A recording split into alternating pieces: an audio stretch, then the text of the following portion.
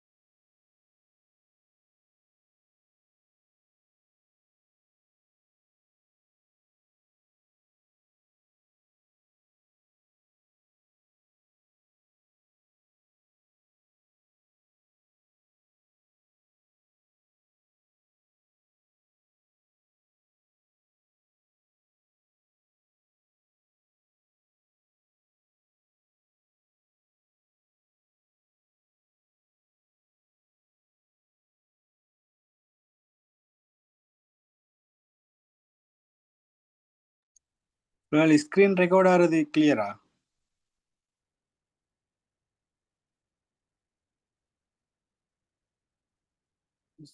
Screen விளங்குதா? Pause. Pause. Okay okay okay.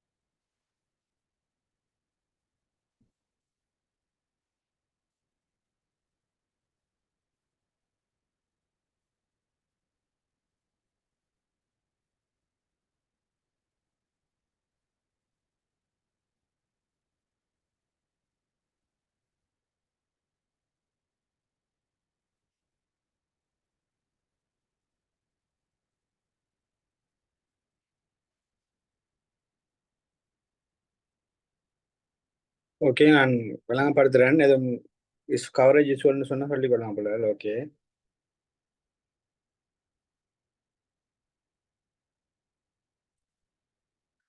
Okay.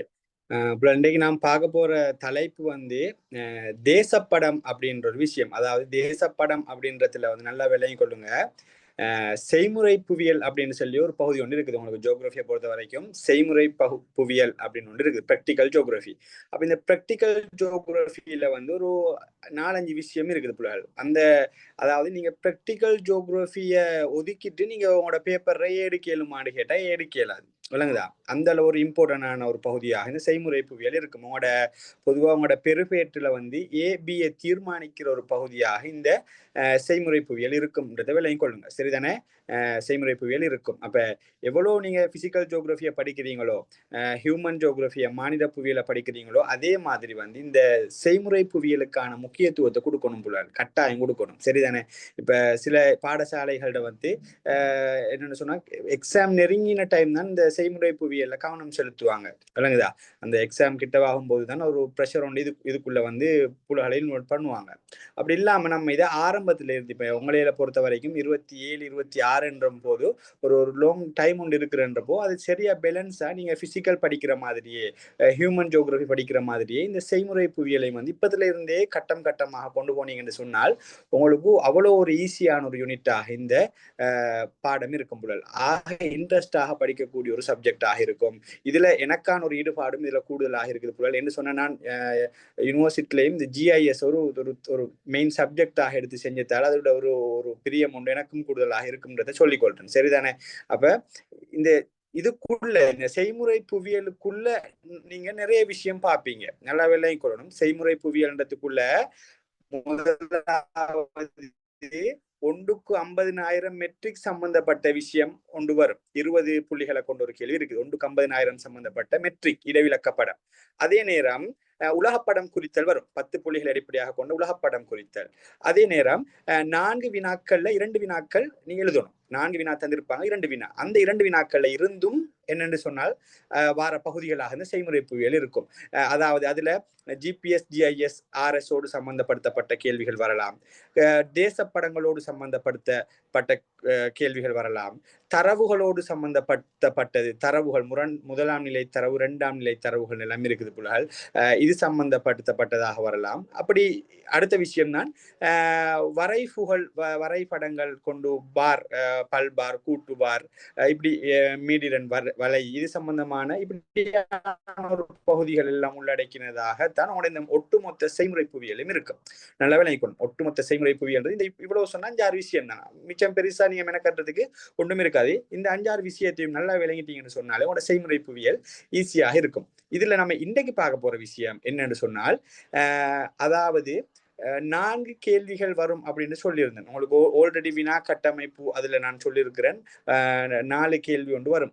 4 கேள்வியில 2 வினா நீங்க எழுதணும் அப்படின்றது என்று சொல்லி அதுக்குள்ளதான் இந்த தேசப்படம், இந்த ஜிபிஎஸ், ஜிஐஎஸ், இந்த தொலைவுணர்வு தொழில்நுட்பம், இந்த தரவுகள் சம்பந்தமான விஷயம், இந்த வரைபுகள் இதெல்லாம் வரும். இதுல முதல் கட்டமாக பார்க்க போற விஷயம் தான் இந்த தேசப்படம் சம்பந்தமான ஒரு தேசப்படம் சொல்றது போல 1க்கு 50,000 ஒன்று இருக்குது. அது வந்து பிராக்டிக்கலாக உங்களுக்கு ஒரு படம் ஒன்று தந்து அது வேற பிராக்டிஸ். இது வந்து என்னன்னு சொன்னால் படவரை கலையியல் அப்படின்னு சொல்லுவோம். அதாவது நவீன தேசப்பட வரை கலையியல், அதே மாதிரி படவரை கலையியல். ஆரம்பத்துல கருப்பொருள் இடைவிலக்க படங்கள் பயன்படுத்தப்பட்டு வந்து இன்றைக்கு நவீன படவரை கலையலாக ஜிபிஎஸ், ஜிஐஎஸ், ஆர்எஸ் ஆக வளர்ச்சி கண்டு வந்த விதத்தை பத்தி ஒரு எக்ஸ்பிளனேஷன் உங்களுக்கு தாரதாகத்தான் இது இருக்கும். சரிதானே? அப்ப இது வந்து ஒரு முற்று முழுதா ஒரு தியரிட்டிக்கலான மாதிரி தான் இருக்கும். நீங்க சரியா விளங்கிக் கொள்ளணும் போல. அப்ப இதுல மெப்பகுதி இருக்குது 1க்கு 50,000. அதை அடுத்த கிளாஸ்ல நார்மலா பார்ப்போம். அதுலயும் ஒரு பகுதி உங்களுக்கு நான் படுத்துவேன். அப்ப இது வந்து நம்மளோட 7வது கிளாஸாக இருக்குது. இந்த கிளாஸ்ல மேக்சிமம் நம்ம இன்றைய பார்க்க போற விஷயம் வந்து செய்முறை புவியியல், அதுவும் இந்த படங்கள் சம்பந்தப்பட்ட விஷயம். அதாவது உங்களுக்கு 1க்கு 50,000 படம் அப்படின்ற விஷயம் இல்லை, இடைவிலக்க படம் அப்படின்ற விஷயம் அந்த பிராக்டிக்கலா தாரதில்லை. இது வந்து தியரிட்டிக்கலாக தேசப்படம்டா என்ன, தேசப்படங்கள்ட எப்படி வகைப்படுத்துறாங்க, அது ஒவ்வொன்றையும் பத்தின அறிமுகம், அதுக்கு பிறகு அதனுடைய காலப்போக்கு தான் நவீன தேசப்பட வரைகலைகளுடைய ஆரம்பம். அதுல தான் முதலாவதாக ஜிஐஎஸ், ஜியோகிராபிக்கல் இன்ஃபர்மேஷன் சிஸ்டம், அதாவது புவியியல் தகவல் முறைமை சம்பந்தமாக வந்து இந்த பார்ப்பதாக இருக்கும். கிளியரா புள்ளல் சொன்ன விஷயம்? கிளியரா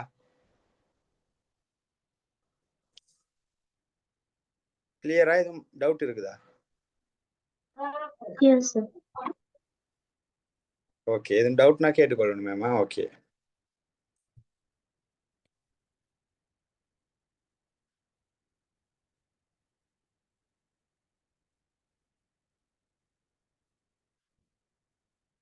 ஓகே புலால், நான் அப்ப தலைப்புக்குள்ள வாரேன். இந்த எதுவும் டவுட்ஸ், எதுவும் வாய்ஸ் அப்படி பிரேக் ஆகினா சொல்லிக்கொள்ளணும்.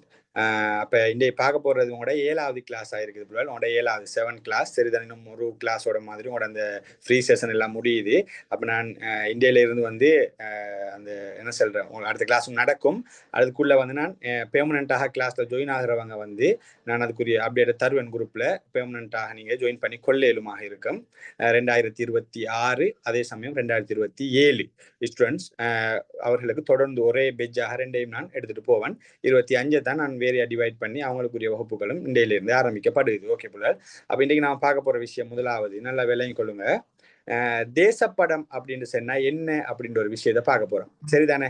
தேசப்படம்னு சொன்னா என்ன, அதனுடைய ஒரு அறிமுகம் ஒன்று பார்க்க போறோம். அதுக்கப்புறம் தேசப்படம்டா என்ன, அப்ப அறிமுகத்துல வந்து ஓகே இதுதான் தேசப்படம் அப்படின்னு சொல்லக்கூடிய ஒரு இன்ட்ரோ ஒன்று உங்களுக்கு வரும். அதுக்கப்புறம் தேசப்படம்டா என்னன்னு ஒரு வரைவிலக்கணம் ஒன்று தெரியணும். கட்டாயமா ஒரு வரைவிலக்கணம் கேட்பான். இது எப்படி கேட்டிருக்கிறான்னு சொன்னா கடந்த காலத்துல படம் என்றால் என்னன்னு கேட்பான். படம்டாலும் சேம் மீனிங், தேசப்படம்டாலும் சேம் மீனிங். டேர்ம் வேர்ட் ரெண்டுல யூஸ் பண்ணுவான். படங்கள் தேசப்படங்கள் அப்படின்னு சொல்லி யூஸ் பண்ணுவான். அப்ப பொதுவா சில நேரங்கள்ல உங்களுக்கு தேசப்படம் என்றால் என்னன்னு கேள்வியில கேட்கலாம். அப்படி இல்லைன்னு சொன்னா சில நேரங்கள்ல படம் என்றால் என்ன அப்படின்னு கேட்கலாம். சரிதானே? அப்ப ரெண்டும் ஒரு டேர்ம் தான். அப்ப நம்ம பார்க்க போற விஷயம் முதலாவது தேசப்படத்தினுடைய ஒரு அறிமுகத்தை பார்ப்போம். அது பிறகு தேசப்படம்டா என்ன, அது பிறகு தேசப்படத்தினுடைய ஒரு வரலாறு, அது பிறகு தேசப்படத்தினுடைய வகைகளை பிரதானமாக பார்ப்போம். அதுலதான் 2 வகைகள் மிக முக்கியமாக காணப்படுகிறது. இடவிலக்க தேசப்படம், கருப்பொருள் தேசப்படம் அப்படின்னு சொல்லக்கூடிய 2 விஷயம் வந்து இருக்குது. இந்த 2 விஷயத்தையும் டீப்பா நீங்க இவ்விடத்துல விளங்கணும். இவ்விடத்துல நோக்கம் வந்து தேசப்படம்டா என்ன அப்படின்றத விளங்கிட்டு தேசப்படனுடைய வகைகளான இடவிலக்க தேசப்படத்தை விளங்குறதும் கருப்பொருள் தேசப்படத்தை விளங்குறதுமாக இருக்கும். சொல்றது விளங்கிச்சா? கிளியரா? கிளியரா? டவுட்னா கேளுங்க. இப்ப இந்த பார்க்க போறது இதுதானே.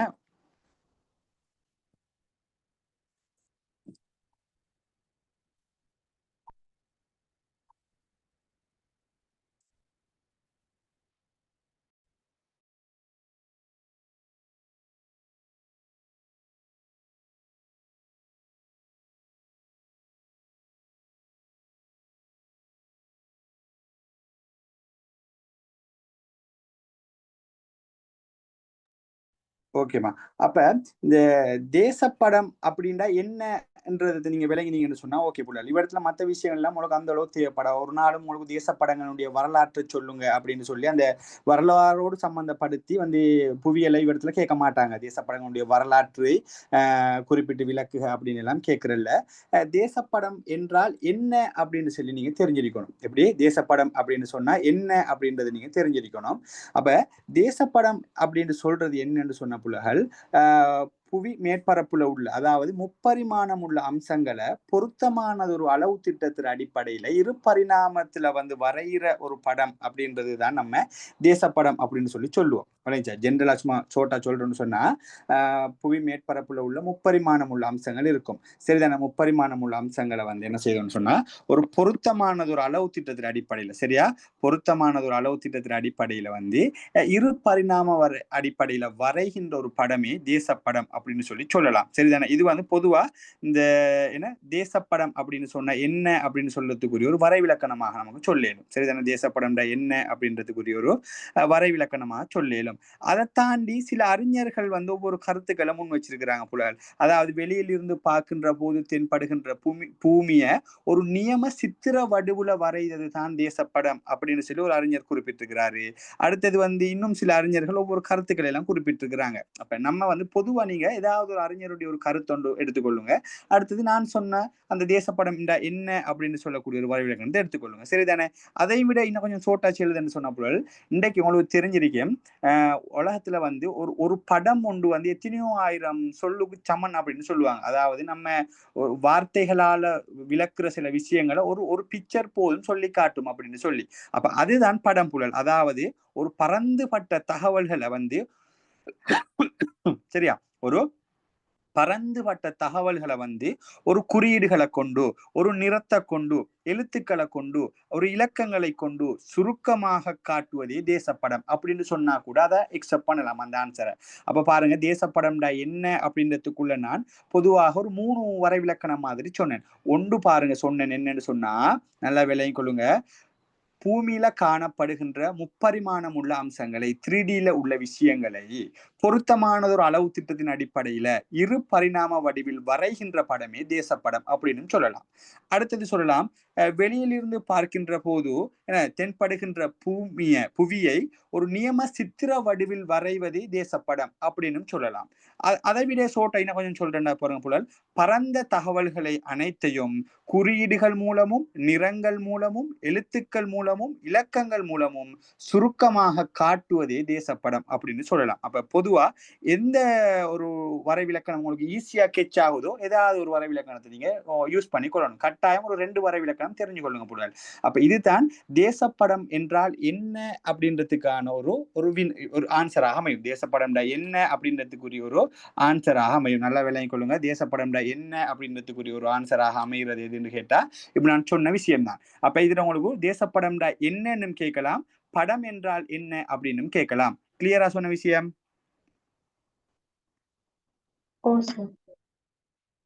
ஓகே. பாஸ் பேப்பர்ல ஒரு முறை கேட்டிருக்கிறான், படம் என்றால் என்ன அப்படின்னு கேட்டிருக்கிறான். சில இடங்கள்ல தேசப்படம் என்றால் என்னன்னு கேட்பான். சரிதானே?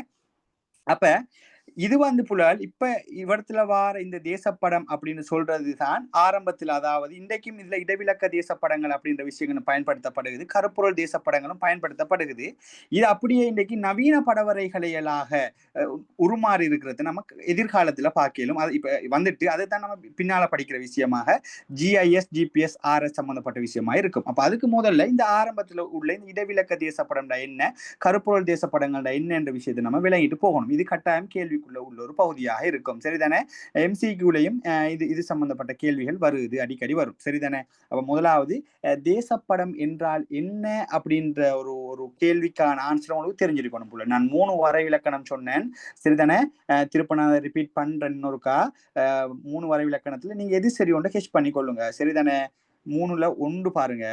தேசப்படம் அப்படின்னு சொல்றது வந்து புவி மேற்பரப்புல உள்ள முப்பரிமாணம் உள்ள அம்சங்களை சரிதானே பொருத்தமான ஒரு அளவு திட்டத்துல 2 பரிணாம வடிவுல வரைகின்ற படமே தேசப்படம் அப்படின்னு சொல்லலாம்.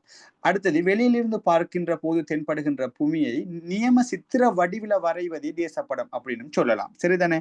அடுத்தது பரந்த தகவல்களை அனைத்தையும் குறியீடுகள், நிறங்கள், எழுத்துக்கள், இலக்கங்கள் மூலம் சரிதானே சுருக்கமாக காட்டுவதே தேசப்படம் அப்படின்னு சொல்லலாம். இதெல்லாம் தேசப்படம் என்றால் என்னன்றதுக்குரிய ஒரு வரைவிலக்கணமாக காணப்படுகிறது. அப்ப இப்படி உள்ள இந்த தேசப்படங்கள் அல்லது படங்களை பொதுவாக 2 வகைகளாக பிரிக்கலாம். நல்லா விளங்கிக் கொள்ளணும். இதான் படங்களினுடைய 2 வகையும், படங்களோட 2 வகை, அப்படி இல்லாட்டி தேசப்படங்களுடைய 2 வகைகளும் இதுதான். ஒன்று இடவிலக்க தேசப்படம், அடுத்தது புலல் கருப்பொருள் தேசப்படம். இடவிலக்க தேசப்படம், கருப்பொருள் தேசப்படம், இதுதான் படங்களினுடைய 2 வகைகளும். இடவிலக்க தேசப்படம், கருப்பொருள் தேசப்படம். இப்ப இதுல நம்ம இப்ப முதலாவது பார்க்க போறது இடவிலக்க தேசப்படம் சம்பந்தமாக. கிளியரா இது வரைக்கும் பேசின விஷயம்?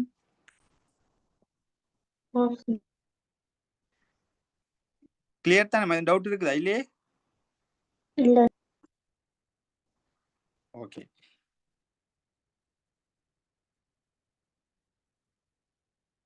இடவிலக்க தேசப்படம் அப்படி இதுல நம்ம பார்க்கணும். இடவிலக்க தேசப்படம்டா என்ன, இதனுடைய பயன்பாடுகள் எப்படி இருக்குது விளங்குதா, இதனுடைய பயன்பாடுகள் எப்படி காணப்படுகிறது, சரிதானே, இப்படின்ற விஷயத்தை நம்ம இடத்துல பார்க்கணும். இதுல உள்ள மிக முக்கியமான சிறப்பு பண்புகள் என்ன அப்படின்றத பார்க்கணும்.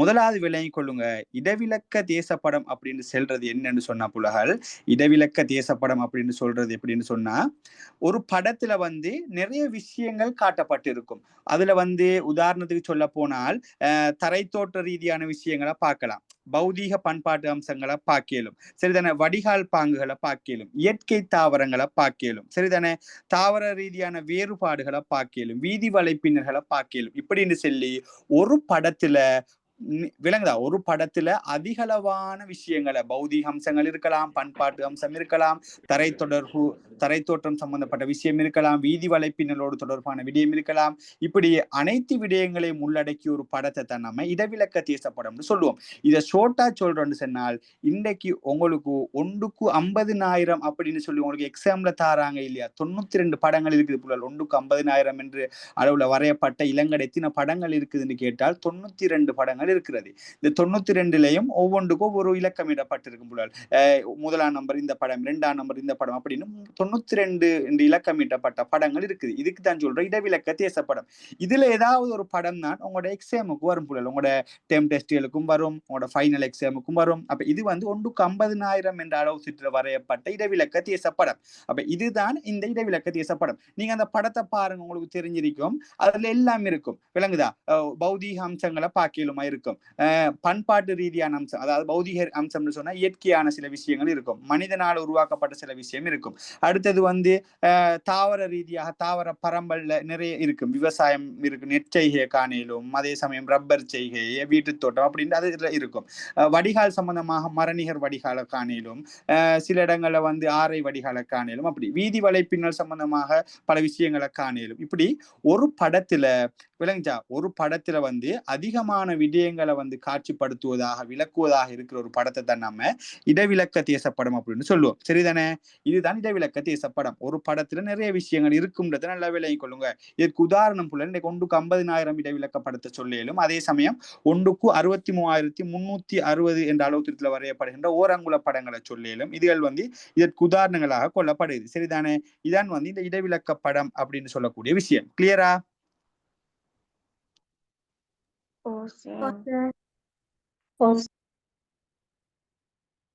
ஓகே, இது ஒரு அளவு திட்டத்துல தான் வரைவாங்க. சரிதானே? ஒரு அளவு திட்டம். இப்ப உங்களுக்கு ஏலவல் புலால பேஸ் பண்ணது வந்து புலல் 1,50,000 அப்படின்ற ஒரு அளவு திட்டத்துல தான் உங்களோட எல்லா ஸ்கேலும் இருக்கும்.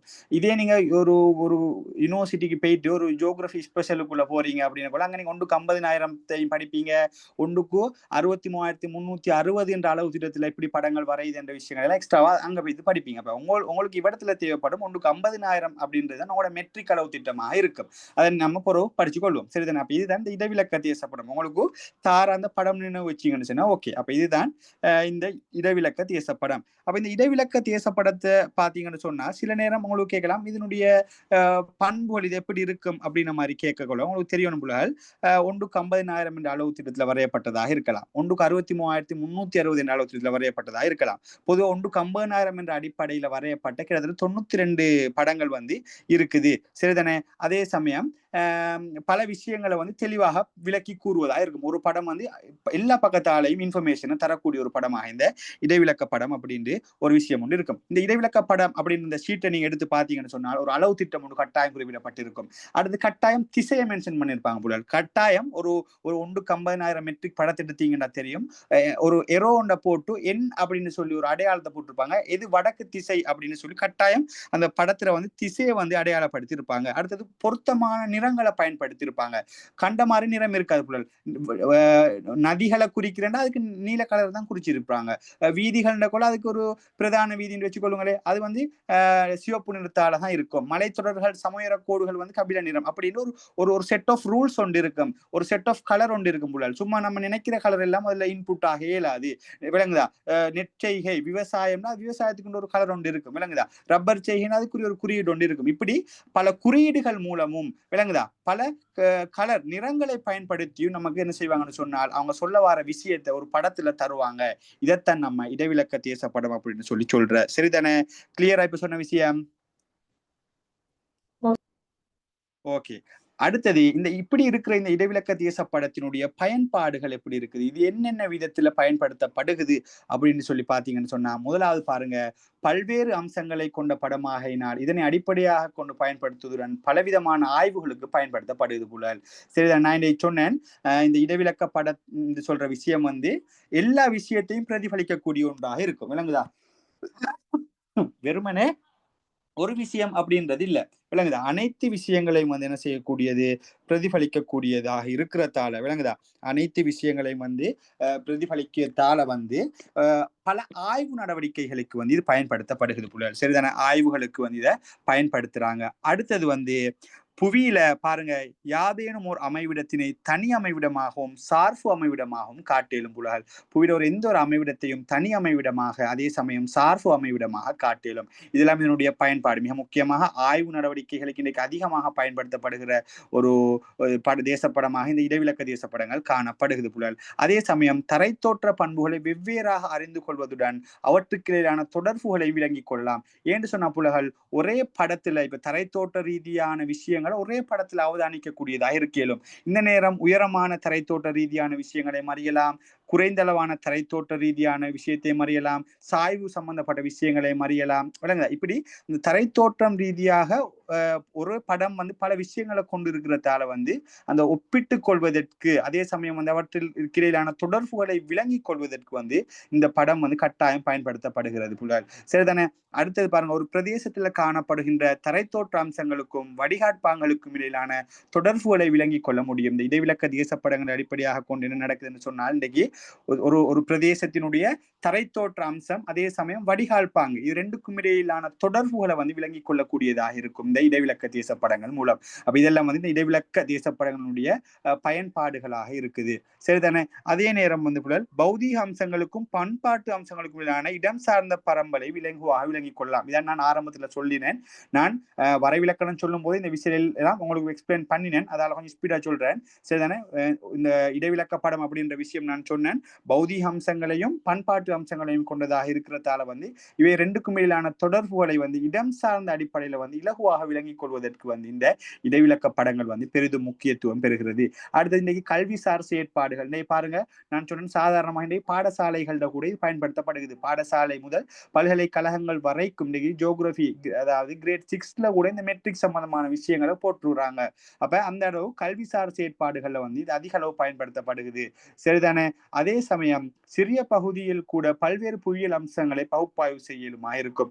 ஒரு சின்ன ஒரு இடத்தை நீங்க எடுத்தா கூட, உதாரணத்துக்கு இந்த இடைவிலக்க படங்கள் அடிப்படையாக கொண்ட ஒரு படத்தினுடைய ஒரு படத்தை எடுத்தா கூட அந்த படம் சம்பந்தப்பட்ட ஒரு பெரிய ஒரு எனலைசர் பகுப்பாய்வை செய்து கொள்ள இயலுமான அளவு ஒரு இன்ஃபர்மேஷனை, தகவலை அப்படி தரக்கூடிய ஒரு ஒரு ஒரு டேட்டாவாக இந்த இடைவிலக்க படம் இருக்குது புலல். சரிதான்? நம்ம சாதாரணமா நினைச்சு கொள்ளப்போறா ஒரு படம் தானே அப்படின்னு நினைச்சு கொள்ளப்போறா, அந்த ஒரு படத்தின் மூலம் ஒரு பெரிய வரலாறு ஒன்றையே உருவாக்கக்கூடிய அளவோ தகவல்களையும் பகுப்பாய்வு செய்ய முடியுமாக இருக்கும் இந்த இடைவிலக்க படத்துல. சரிதானே? அதே சமயம் ஒரு நீர்ப்பாசனமாக இருக்கலாம், குடியேற்றம் சம்பந்தப்பட்ட விஷயங்கள், காணி நடவடிக்கைகள், நகராக்கம் சம்பந்தப்பட்ட திட்டமிடல்கள், எல்லாத்துக்கும் இந்த இடைவிலக்க படங்கள் தான் பயன்படுத்தப்படுகிறது. அடுத்தது இன்னைக்கு பாருங்க, நோமலா ஜென்ரலா விளங்கிக் கொள்ளுங்க, உங்களோட பாடசாலைகள் எடுத்தாலுமே அந்த பாடசாலையோட ஸ்ட்ரக்சர் ஒன்று போட்டுருப்பாங்க. இல்லாட்டி நீங்க டிஎஸ் ஆபீஸில் போயிட்டு பாருங்க, ஒரு இது இந்த இந்த எல்லைகளினூடாகத்தான் எங்கட பகுதி அப்படின்னு சொல்லி போட்டுட்டு அதுல மிக முக்கியமாக குளங்கள் அடையாளப்படுத்திருப்பாங்க, வேற விலங்குதா நீரேந்து பிரதேசங்கள் அடையாளப்படுத்திருப்பாங்க, காணி நிலங்கள் அடையாளப்படுத்திருப்பாங்க, குடியேற்ற நகரங்கள் அடையாளப்படுத்திருப்பாங்க. இதெல்லாம் எதை அடிப்படையாக கொண்டு இருக்குதுன்னு சொன்னால் இடவிலக்க படங்களை அடிப்படையாக கொண்டு காணப்படுகிறது அப்படின்றத விளங்கிக் கொள்ளுங்க. பாருங்க, நான் அடுத்து சொன்ன விஷயம் தான் பிரதேசத்தினுடைய போக்குவரத்து வலைப்பின்னல்கள், நிர்வாக எல்லைகள், சனத்தொகை, இது எல்லாத்தையும் தெளிவாக காட்டக்கூடிய ஒன்று. ஏன்னு சொன்ன புலகள், இந்த இடைவிலக்க படம் அப்படின்னு சொல்றது தான் பௌதீக ரீதியான விஷயத்தையும் அதே சமயம் பண்பாட்டு ரீதியான விஷயத்தையும் மிக தெளிவாக விளக்கி காட்டக்கூடிய ஒரு படமாக இருக்குது. அப்படின்றதால இன்றைக்கு இந்த விஷயங்கள்ல வந்து இந்த இடைவிலக்க படம் வந்து முக்கியம் பெற்று காணப்படுகிறது. ஆகவே இந்த இடைவிலக்க படங்கள் பயன்பாடுகள் அல்லது முக்கியத்துவங்கள் அப்படின்னு கேட்டா நீங்க யோசிக்காம இதை எழுதலாம். இத சில நேரம் உங்கள்ட்ட அவங்க முக்கியத்துவம் அப்படின்னு கேட்கலாம், இடைவிலக்க படங்களினுடைய முக்கியத்துவம் அப்படின்னு கேட்கலாம், இடைவிலக்க படங்களினுடைய பயன்பாடுகள் அப்படின்னு கேட்கலாம். சரிதானே? எப்படி கேட்டாலும் வந்து அவங்க கேட்கிற விஷயம் அந்த இடைவிலக்க படத்தினுடைய கெப்பாசிட்டியை தான் கேட்கிறாங்க. சரிதானே? பாருங்க, பிரதேசத்தினுடைய ஒட்டுமொத்த பௌதிக பண்பாட்டு சூழலையும் தெளிவாக விளங்கிக் கொள்வதோடு ஒப்பீட்டு செய்யவும் முடியும் புலல். இவ்வளவு வேலையும் வந்து யாரு செய்துன்னு சொன்னால் இன்றைக்கு இந்த இடைவிலக்க படம் செய்து அப்படின்றத விளங்கிக் கொள்ளுங்க. கிளியரா நான் இவ்வளவு நேரம் இடைவிலக்க படம் சம்பந்தமா சொன்ன விஷயம் நல்லா விளங்கினா கொஞ்சம் விளங்கினா? நல்லா விளங்கிச்சு சார். ஓகே, இதுக்கு நீங்க ஒன்றும் யோசிக்க தேவையில்ல. நீங்க உங்களுக்கு தாரந்த மெப்படம் 1:50,000 படத்தை எல்லாரும் கண்டிருப்பீங்களா இருக்கும். நான் ப்ராக்டிக்கல் கிளாஸ் டைம் அதுல உங்களுக்கு காட்டுறேன். சரிதானே? அந்த 1:50,000 படம்ன்றது இந்த இடைவிலக்க படம். அப்ப இதனுடைய பயன்பாடு, இதனுடைய முக்கியத்துவம் கேட்டா அதை பத்தி அழகா சொல்லலாம். அதுல வரைவிலக்கணம் அதுல என்னென்று விளங்கினாலே போதும் புலல். இதான் புலல் ஜியோகிராபியில உள்ள நலவு. அந்த கன்செப்ட் தெரிஞ்சா போதும் புலல், அழகா ஆன்சர் எழுதலாம். பெருசா விளக்கம் எல்லாம் உங்கள்ட்ட எதிர்பார்க்க மாட்டாங்க. விளங்குதா? ஜியோகிராபியை பொறுத்த வரைக்கும் பெருசா விளக்கம் எதிர்பார்க்க புலர். ஒரு ஒன் ஷாட்லனாலும் உங்களோட ஆன்சர் பக்காவா இருந்தா சரி. விளங்குதா? அப்ப இடவிலக்கப்படம்டா என்னன்ற விஷயம் விளங்கினா நமக்கு அதனுடைய முக்கியத்துவம் அதனுடைய பயன் எல்லாம் அழகா அடுக்கி எழுதலாம் புலல். அப்ப உங்களுக்கு தெரியணும் இது இந்த விஷயத்தை தான் இடைவிலக்கப்படம் சொல்லுது தெரிஞ்சா ஓகே. அப்ப அதை பத்தின முக்கியத்துவம் கேட்டாலும் எழுதலாம், இடைவிலக்கப்படம்டாலும் என்னன்னு எழுதலாம், அதனுடைய பயன்கள் கேட்டாலும் எழுதலாம். அப்ப இதெல்லாம் வந்து இந்த இடைவிலக்கப்படங்களுடைய பயன்கள் அப்படி இல்லாட்டி முக்கியத்துவங்கள் அதுக்குள்ள வரும். அப்ப நாம பயன் அப்படின்ற டாபிக்குள்ள தானே பார்த்தோம், முக்கியத்துவம் படிக்கலன்ட்டு எழுதாம வரல, அந்த பயன்களையே முக்கிய பயன்கள் அப்படின்றது முக்கியத்துவம் தான் புள்ளல். விளங்குதா நான் சொல்றது? கிளியர் தானே?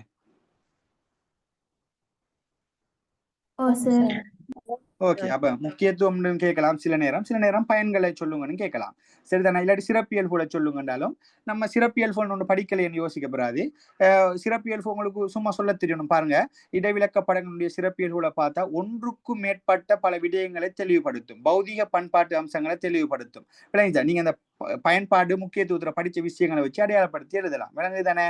அப்ப உங்களுக்கு தெரிஞ்சிருக்கணும், ஒரு படத்துல பண்பாட்டு பௌதீக அம்சம், தரைத்தோட்ட ரீதியான அம்சம், வடிகால் அம்சம், வீதி வலை பின்னல்கள், நிலப்பயன்பாடு இப்படின்னு சகல விஷயத்தையும் கொண்டுள்ள ஒரு படத்தை தான் இடவிலக்க படம் அப்படின்னு சொல்ற என்று சொன்னா உங்களுக்கு மற்ற விஷயம் ஒட்டுவா எழுதியலுமா இருக்க முடியல. அப்ப இதுதான் இந்த இடைவிலக்க தேசப்படங்களினுடைய முக்கியத்துவம், பயன்பாடு என்ற அடிப்படையில் சொல்லப்படுகிற விஷயமாக அமையும்.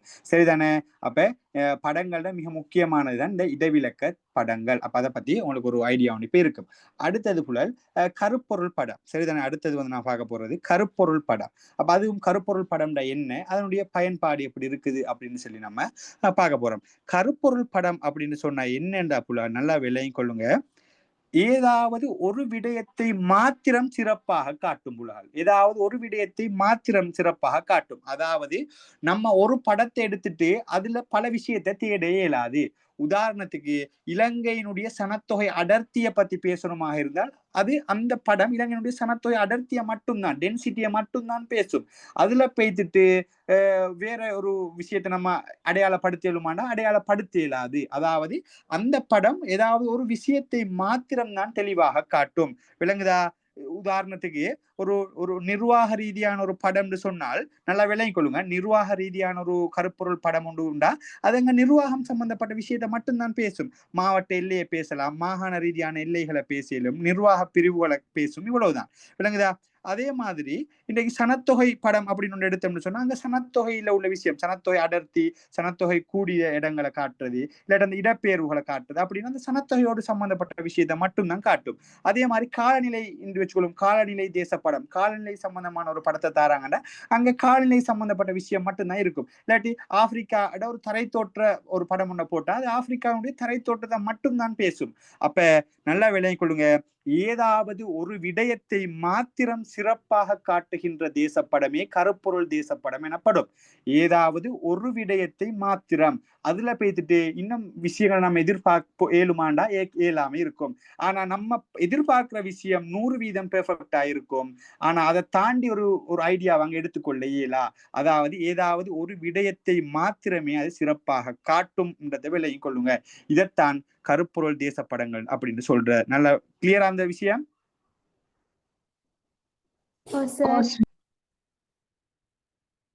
ஓகே. அப்ப விளங்கிக் கொள்ளுங்க, இடைவிலக்க படத்துக்கும் கருப்பொருள் படத்துக்கும் வேறுபாடுகளும் கேள்விகள் கேட்கப்படலாம். அப்ப உங்களுக்கு தெரிஞ்சிருக்கணும், அது ஒன்றுக்கு மேற்பட்ட பல தகவல்களை எல்லாம் விளக்கி சொல்லும். ஆனா இது அப்படி இல்லை, ஏதாவது ஒரு விடயத்தை மாத்திரம்தான் இது வந்து பேசும்.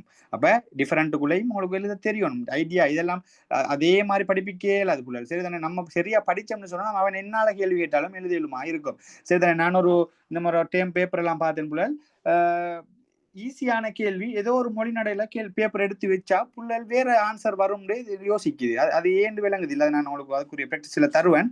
சரிதானே? அதை நான் சொல்லி காட்டுறேன். இந்த ஆக ஈஸியான ஒரு பாடம் கூட இந்த இப்ப படிச்சுட்டு இருக்கிற பாடம், இதுல வர GIS இருக்கலாம், GPS, RS. சரிதானே? ஆக ஈஸியான ஒரு பாடம் புள்ளல். கட்டாயமா எந்த ஒரு அனுபவத்துல நான் சொல்றேன், நான் வந்து வரைவு படிக்காம எக்ஸாம் போய் எழுதினேன் புள்ளல். நான் GIS செய்யணும் அப்படின்ற ஐடியால போய் எக்ஸாம் எழுதினேன். சரிதானே? அப்ப நீங்க எல்லாம் படிச்சுட்டு போங்க. அப்ப படிச்சுட்டு போய் நமக்கு இப்ப சில நேரம் வரைவுகள் நம்மளை கஷ்டப்படுத்துற போது உங்களுக்கு என்ன வரைவு அப்படின்னு சில அடையாளப்படுத்திக்கு இயலாம போய்த்துன்னு வைங்களே, அங்க உங்களுக்கு கை கொடுக்குற ஆக்கள் தம்புல இந்த பகுதி எல்லாம் விளங்க. நான் சொல்ற விஷயத்தை விளங்கிக் கொள்ளணும். என்னென்றால் இதெல்லாம் புலல் சொல்லிட் நீங்க எழுதினா விளங்கி சரியா எழுதினதான் பிள்ளை உங்களுக்கு வர சான்ஸ் இல்ல. வேணும்டா 1-2 புள்ளிகள்ல குறையும். உதாரணத்துக்கு 20க்கு 17 18 16 எடுக்கலாம். இப்ப வரைஃபும் நல்லா விளங்கப்படுத்துவேன், நான் அதுக்குரிய பிராக்டிஸ் தருவேன். அப்ப உதாரணத்துக்கு நீங்க ஏதோ ஒரு வகையில இதுக்கு ஒரு பல்பார்த்தன் வரணும்டா நீங்க கூட்டுபார்னு விளங்கிட்டீங்கன்னு வைங்களே, நீங்க கூட்டுபார வரைகிறப்போ உங்களோட ஒட்டுமொத்த வரைவும் பிள்ளை புலல் உங்களோட 20 மார்க்ஸ் தட்டிப்பட்டு போகும். சரிதானே? அப்ப வரைவு வந்து சரியா படிக்கணும், சரியா விளங்கி எழுதணும். அதே ஆகவே 2 விஷயத்தையும் படிச்சுட்டு போனோம்னு சொன்னால், 2லயும் ஒரு தெளிவா போனோம்னு சொன்னால், நமக்கு எது 100% அவடத்துல கை கொடுக்குதோ அது உங்களுக்கு அழகா ஈஸியா செய்யலாம். உங்களோட பேப்பரும் ஈஸியாகும், உங்களோட ஏ அப்படின்ற விஷயமும் இலகுவாக எடுக்கலுமா இருக்கும். சரிதான்? நல்லா விளங்கிக்கொள்ளணும். மிக முக்கியமான பகுதி புலல். நான் ஆரம்பத்துல இருந்தே இதை நான் எந்த ஸ்டூடெண்ட்ஸுக்கு கொண்டு போவேன் புலல். இப்ப பொதுவா நான் நினைக்கிறேன் சில ஸ்கூல்ல எல்லாம் ஒரு 1 இயர் கம்ப்ளீட் ஆனது பிறகு இல்லாட்டி ஒரு எக்ஸாம் கிட்ட வாங்கினது பிறகு ஒரு சின்ன துணை படிப்பிப்பாங்க, விளங்குதா? அப்படி இல்லை, இதுக்குரிய ஒரு இம்பார்ட்டன்ட் இருக்குது போல. உங்களோட 100 புள்ளி உங்களோட பேப்பர் அப்படின்னு சொன்னா ஒட்டுமொத்த 100 புள்ளியிட இதனுடைய தாக்கம் ஒரு 25 புள்ளிகளுக்கு மேல இருக்கும் போல. சரிதானே? 25 புள்ளிகளுக்கு மேலன்னு சொன்னா இது இல்லாம நீங்க எப்படி ஏ எடுக்கிறன்றது கொஞ்சம் யோசிச்சு பாருங்க. 75க்கு 75 உங்களால் எடுக்கலுமா? இயலாது தானே? அப்ப அதுதான் அந்த ஏ தீர்மானிக்கிற இடம் அப்படின்னு சொல்லக்கூடியது. இதுல பார்ட் 2லயும் கேள்வி வரும் புலகள், பார்ட் 1லயும் முதலாவது வார 10 வினாடை இது சம்பந்தமான ஒரு 3 வினாக்கள் வரும் புலகள். சரிதானே? அப்ப இது எல்லாத்துக்கும் ரெடி ஆகி கொள்ளணும். சரிதானே? சொன்ன விஷயம் விளைச்சா?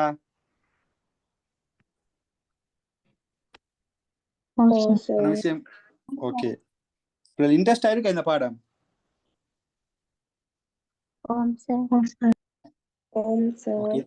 இதை விட ஜிஐஎஸ் கொஞ்சம் இன்ட்ரெஸ்டா போகும். ஓகே, அப்ப விளங்கி கொள்ளுங்க. அப்ப கருப்பொருள் படம் அப்படின்னா இப்ப உங்களுக்கு என்னன்னு தெரியும், நான் திருப்ப சொல்ல தேவையில்ல. ஏதாவது ஒரு விடயத்தை மாத்திரம் சிறப்பாக காட்டுகிற ஒரு படத்தை தான் நாம என்னன்னு சொல்லுவோம்னு சொன்னா கருப்பொருள் படம் அப்படின்னு சொல்லி சொல்லுவோம். அப்ப இந்த கருப்பொருள் படங்களுடைய எப்படி இருக்கும்னா நான் உங்களுக்கு விளங்கப்படுத்தினேன். சனத்தொகை தேசப்படம்னு வச்சுக்கொள்வோமே, அது சனத்தொகை சம்பந்தப்பட்ட விஷயத்தை மட்டும் தான் பேசும். அதுங்க சனத்தொகையினுடைய பரம்பலாக இருக்கலாம், சனத்தொகையினுடைய அடர்த்தியாக இருக்கலாம், சனத்தொகையினுடைய இடப்பெயர்வுகளாக இருக்கலாம். இப்படி சனத்தொகையோடு சம்பந்தப்படுத்தப்பட்ட மட்டும்.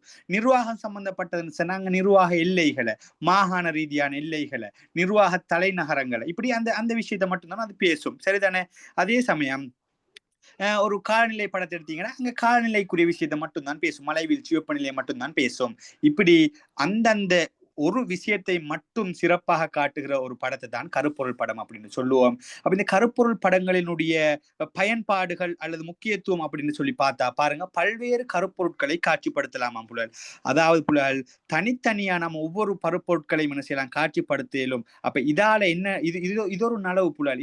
இதால என்ன செய்யலாம்னு சொன்னா ஒரு விஷயம்னாலும் சொல்ல வர விஷயத்தை கொஞ்சம் அப்படியே பெர்ஃபெக்டா சொல்லலுமா இருக்கும். உதாரணத்துக்கு இலங்கையினுடைய போக்குவரத்தை பத்தி பேசணும்டா இலங்கையினுடைய சகல போக்குவரத்து வலைப்பின்னலையும் ஒரு பார்வையில பேசலும்.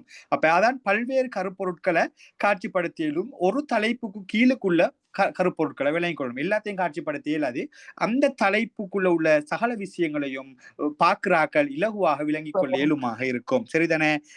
இப்படியான விஷயம். அதே சமயம் விசேட கருப்பொருட்களுக்கு கீழே உப கருப்பொருட்களை காட்சிப்படுத்தலாம் அப்படின்னு சொன்னா புலல். அதான் நான் சொன்னேன். உதாரணத்துக்கு சனத்தொகை படம் எடுத்தோம்டா, சனத்தொகை தேச படம்டா, அதான் ஒரு விசேடமான ஒரு கருப்பொருள். சனத்தொகை பாப்புலேஷனை பத்தி பேச போகுது.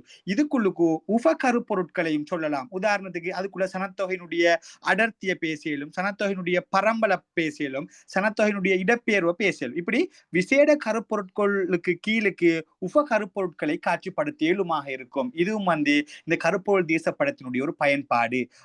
பாருங்க, பயன்பாடுல மிக முக்கியமான ஒன்று, பல்வேறு கருப்பொருட்களை காட்சிப்படுத்தலாம். அதாவது ஒரு விடயம் சம்பந்தப்பட்ட பல்வேறு கருப்பொருட்களை மிக தெளிவாக காட்சிப்படுத்த இயலுமாக இருக்கும். அடுத்தது விசேட கருப்பொருட்களுக்கு கீழுக்கு உப கருப்பொருட்களை இலகுவாக காட்சிப்படுத்த இயலும். அதான் இப்ப நான் சொல்லி காட்டின எக்ஸாம்பிள். சரிதானே? அடுத்தது நிர்வாக பிரிவுகளின் கீழ் விசேட அம்சங்களை காட்டலாம். இதுவும் உங்கள்கிட்ட சொன்னேன். உதாரணத்துக்கு ஒரு நிர்வாகம் சம்பந்தப்பட்ட படமாக எடுத்தோம்னு சொன்னா அங்க மாவட்ட அடிப்படையில நமக்கு சில விஷயங்களை ஒரே இதுல ஒரு படத்துல கொடுக்கலாம். அங்க எல்லாம் நிர்வாகத்தோடு சம்பந்தப்படுத்தப்பட்ட விஷயங்களாகத்தான் இருக்கும். அடுத்தது பாருங்க, பண்புசார் அளவுசார் தரவுகளை காட்சிப்படுத்தலாம். இது இங்க உள்ள மிக முக்கியமான ஒரு பயன்பாடு புலகள். என பண்புசார் மற்றும் அளவுசார், அதாவது எண்ணிக்கை அடிப்படையிலான சில ஒரு டேட்டாக்களை இதுக்குள்ள கொடுக்கலாம். அதே சமயம் வெப்பநிலையில வீழ்ச்சி, மழை வீழ்ச்சி அதிகரிப்பு அப்படின்ற மாதிரியான ஒரு ஒரு ஒரு ஒரு பண்புசார் தரவுகளையும் வந்து இங்க காட்சிப்படுத்த இயலுமாக இருக்கும். அப்ப இந்த இந்த கருப்பொருள் தேசப்படத்தினுடைய ஒரு மிக முக்கியமான பயன்பாடாக இதை சொல்லலாம். பண்புசார் அளவுசார் தரவுகளை வந்து காட்சிப்படுத்த இயலுமாக இருக்கும். அடுத்தது இது மிக முக்கியமான இன்னொரு நலவை சொல்லலாம். என்னன்னு சொன்னா புலகள், ஒரு ஒரு ஒரு பிரதேச அன்மியூட் பண்ணிக்கொள்ளுங்கம்மா. ஒரு பிரதேசத்தின் சரிதானே, ஏதாவது ஒரு பிரதேசத்துல நம்ம ஏதாவது ஒரு கருப்பொருள் மீது அதிக கவனம் செலுத்துவதாக இந்த படம் இருக்கிறதுன்றது மிக முக்கியமான பயன்பாடு. அப்ப இதையும் சொல்லலாம். அதை தாண்டி பாருங்க, பல்வேறு கருப்பொருட்களை ஒப்பிட முடியும். சரிதானே, ஒவ்வொரு படத்தையும் தனித்தனியாக எடுத்து தான் இந்த ஒப்பீடுகளை செய்யணும். ஒரே படத்துல வச்சு கொண்டு ஒப்பிடுதல்களை இடைவிலக்க படங்கள்ல மாதிரி செய்ய இயலாது. சரிதானே, தனித்தனியா இப்ப உதாரணத்துக்கு சனத்தொகை சம்பந்தமா எடுத்தோம்னா சனத்தொகையும் இன்னொன்றையும் எடுத்தோம்னு சொன்னா அது சம்பந்தப்பட்ட என்ன செய்யலாம்னு சொன்னால் ஒப்பீடுகளை வந்து மேற்கொள்ளக்கூடியதாக இருக்கும். சரிதானே, அடுத்தது ஒரு படத்துல வந்து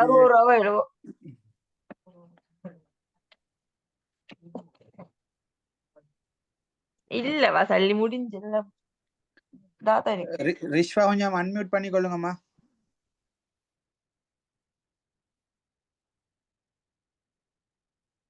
ஓகே, தேங்க்யூ. அப்ப இப்படியான விஷயங்களை சொல்றதுதான் புலகள் கருப்பொருள் படமாக இருக்கும்ன்றத விளங்கி கொள்ளுங்க. சரிதானே, கருப்பொருள் படம் அப்படின்றதுக்குள்ள விளங்கி கொள்ளுங்க. சரிதானே, இதுல விளைஞ்ச கருப்பொருள் படம்டா என்னன்னு சொன்ன விஷயம். ஓகே, இவ்வளவு விஷயம் தான் கருப்பொருள் படங்களினுடைய பயன்பாடுகள் அப்படின்றதுக்குள்ள நம்ம பார்க்கலுமாக இருக்கும். சரிதானே, நீங்க விளங்கிட்டீங்கன்னா சொல்லி, அதாவது ஏதாவது ஒரு இதை மட்டும் சிறப்பாக காட்டுகிற ஒரு படத்தை தான் நம்ம என்னன்னு சொல்லுவோம்னு சொன்னா கருப்பொருள் படம் அப்படின்னு சொல்லுவோம். இந்த கருப்பொருள் படங்களை பொதுவாக ஒரு புள்ளி படங்களாக போடுவாங்க. சரிதானே, சமகனிய படங்களாக போடுவாங்க, நிழற்படங்களாக எல்லாம் போடுவாங்க. இதெல்லாம் கருப்பொருள் படம். எப்படி பார்த்தாலும் என்னென்று சொன்னால் ஏதாவது ஒரு விஷயத்தை மாத்திரம்தான் சிறப்பாக காட்டும் தேசப்படங்களாக இந்த கருப்பொருள் தேசப்படங்கள் காட்டப்படும். இதுல மிக முக்கியமான பயன்களாக இப்ப இருக்கிற விஷயம், பல்வேறு கருப்பொருட்களை காட்சிப்படுத்திலும், விசேட கருப்பொருட்களுக்கு கீழே உப கருப்பொருட்களை காட்சிப்படுத்திலும், பண்புசார் அளவுசார் தரவுகளாக காட்சிப்படுத்திலும், இப்படின்னு சொல்லக்கூடிய மிக முக்கியமான பயன்பாடுகளை கொண்டு இது காணப்படுகிறதுன்றதை விளங்கிக் கொள்ளுங்க. கிளியரா? ஓ சார்.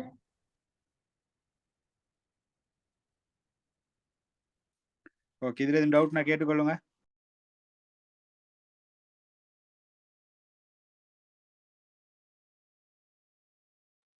டவுட்னா கேளுங்க போல, இல்லையே? கிளியர் தானே?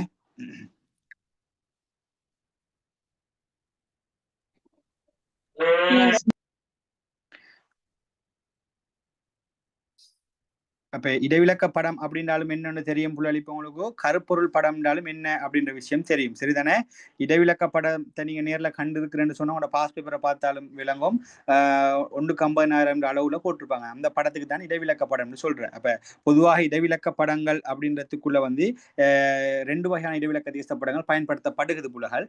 150,000 மெட்ரிக் தேச படமும், அடுத்தது 63,360 ஓரங்கள இடைவிலக்க தேச படங்களும் பயன்படுத்தப்படுது. இதுல வந்து உங்களுக்கு 50,000 அப்படின்ற மெட்ரிக்ல வரையப்பட்ட 92 படங்களை அடிப்படையாக கொண்ட பயிற்சி தான் உங்களோட ஏ லெவலை பொறுத்த வரைக்கும் இருக்குதுன்றதை விளங்கிக் கொள்ளுங்க. கிளியரா?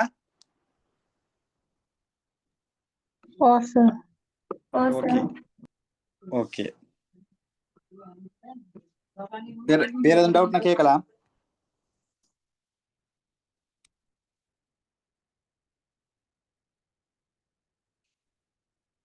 டவுட்?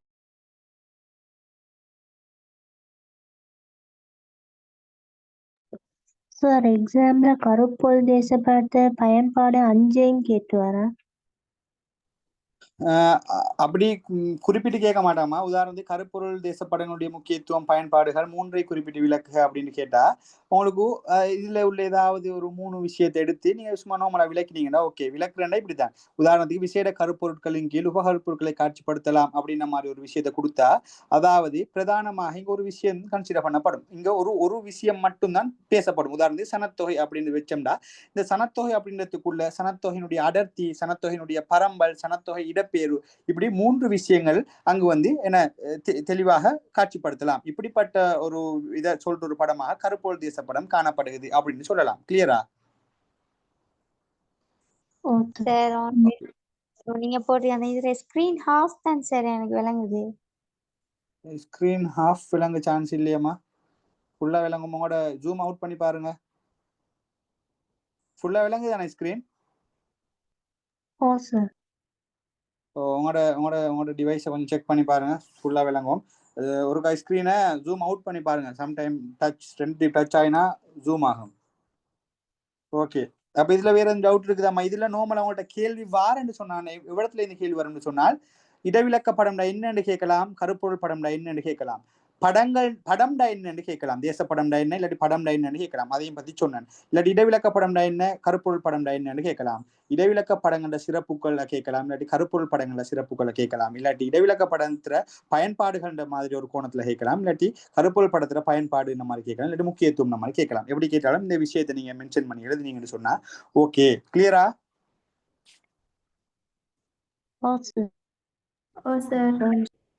Okay okay. அடுத்த தலைப்பு பாருங்க. இந்த விஷயத்தை நீங்க கொஞ்சம் இடத்துல விலகி கொண்டு போகணும். இது ஒரு ஈஸியான ஒரு விஷயம். ஆனா இதுக்கு சரியான ஒரு ஆன்சர் நம்ம எதிர்பார்க்கணும். உதாரணத்துக்கு இப்ப நவீன படமாக்கல் அப்படின்னு ஒன்று இருக்கு. இதுதான் நம்ம இதுக்கு புறவு படிக்க போற விஷயம். இப்ப இதுக்கு முதல் படிச்சோம் இல்லையா, கருப்பொருள் இடவிலக்க படங்களாக இருக்கட்டும், இதெல்லாம் வந்து இப்ப உதாரணத்துக்கு மரபு ரீதியான படமாக்கலுக்குள்ள வச்சுக்கொள்ளுங்களேன். உதாரணத்துக்கு கைகளால வரைகிற படம் தான் இந்த மரபு ரீதியான படம் அப்படின்னு சொல்லுவோம். இப்ப ஆரம்பத்துல வந்து இந்த மெசொப்பொத்தேமியா நாகரிகத்திலிருந்து களிமண் தட்டுல எல்லாம் இந்த படங்கள் வரையப்பட்டு பாதுகாக்கப்பட்டு எல்லாம் வந்திருக்குது புள்ளல். சரிதானே? அப்ப இந்த காலமாக அப்படியே வளர்ச்சி அடைந்து வந்துதான் இன்றைக்கு ஒரு நவீன படவரை கலையலாக உருமாற்றம் பெற்றிருக்குது.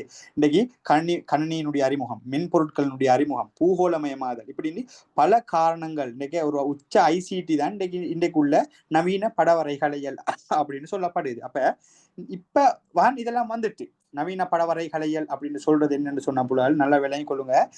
இதுக்கு பிறகு நாம பார்க்க போற விஷயம் தான் நவீன படவரை கலையல். உதாரணத்துக்கு GIS GPS RS தான் நவீன படவரை கலையல் நுட்பங்கள் அப்படின்னு சொல்லி சொல்றேன். அப்ப அதுக்கு முதல்ல இப்ப மரபு ரீதியான படமாக்கல் தானே இருந்திருக்கும். அப்ப கேட்பான் சில நேரத்துக்கு மரபு ரீதியான படமாக்கலுக்கும் நவீன படமாக்கலுக்கும் இடையிலான வேறுபாடுகளை சொல்லுங்க அப்படின்னு கேட்பான். சரிதானே?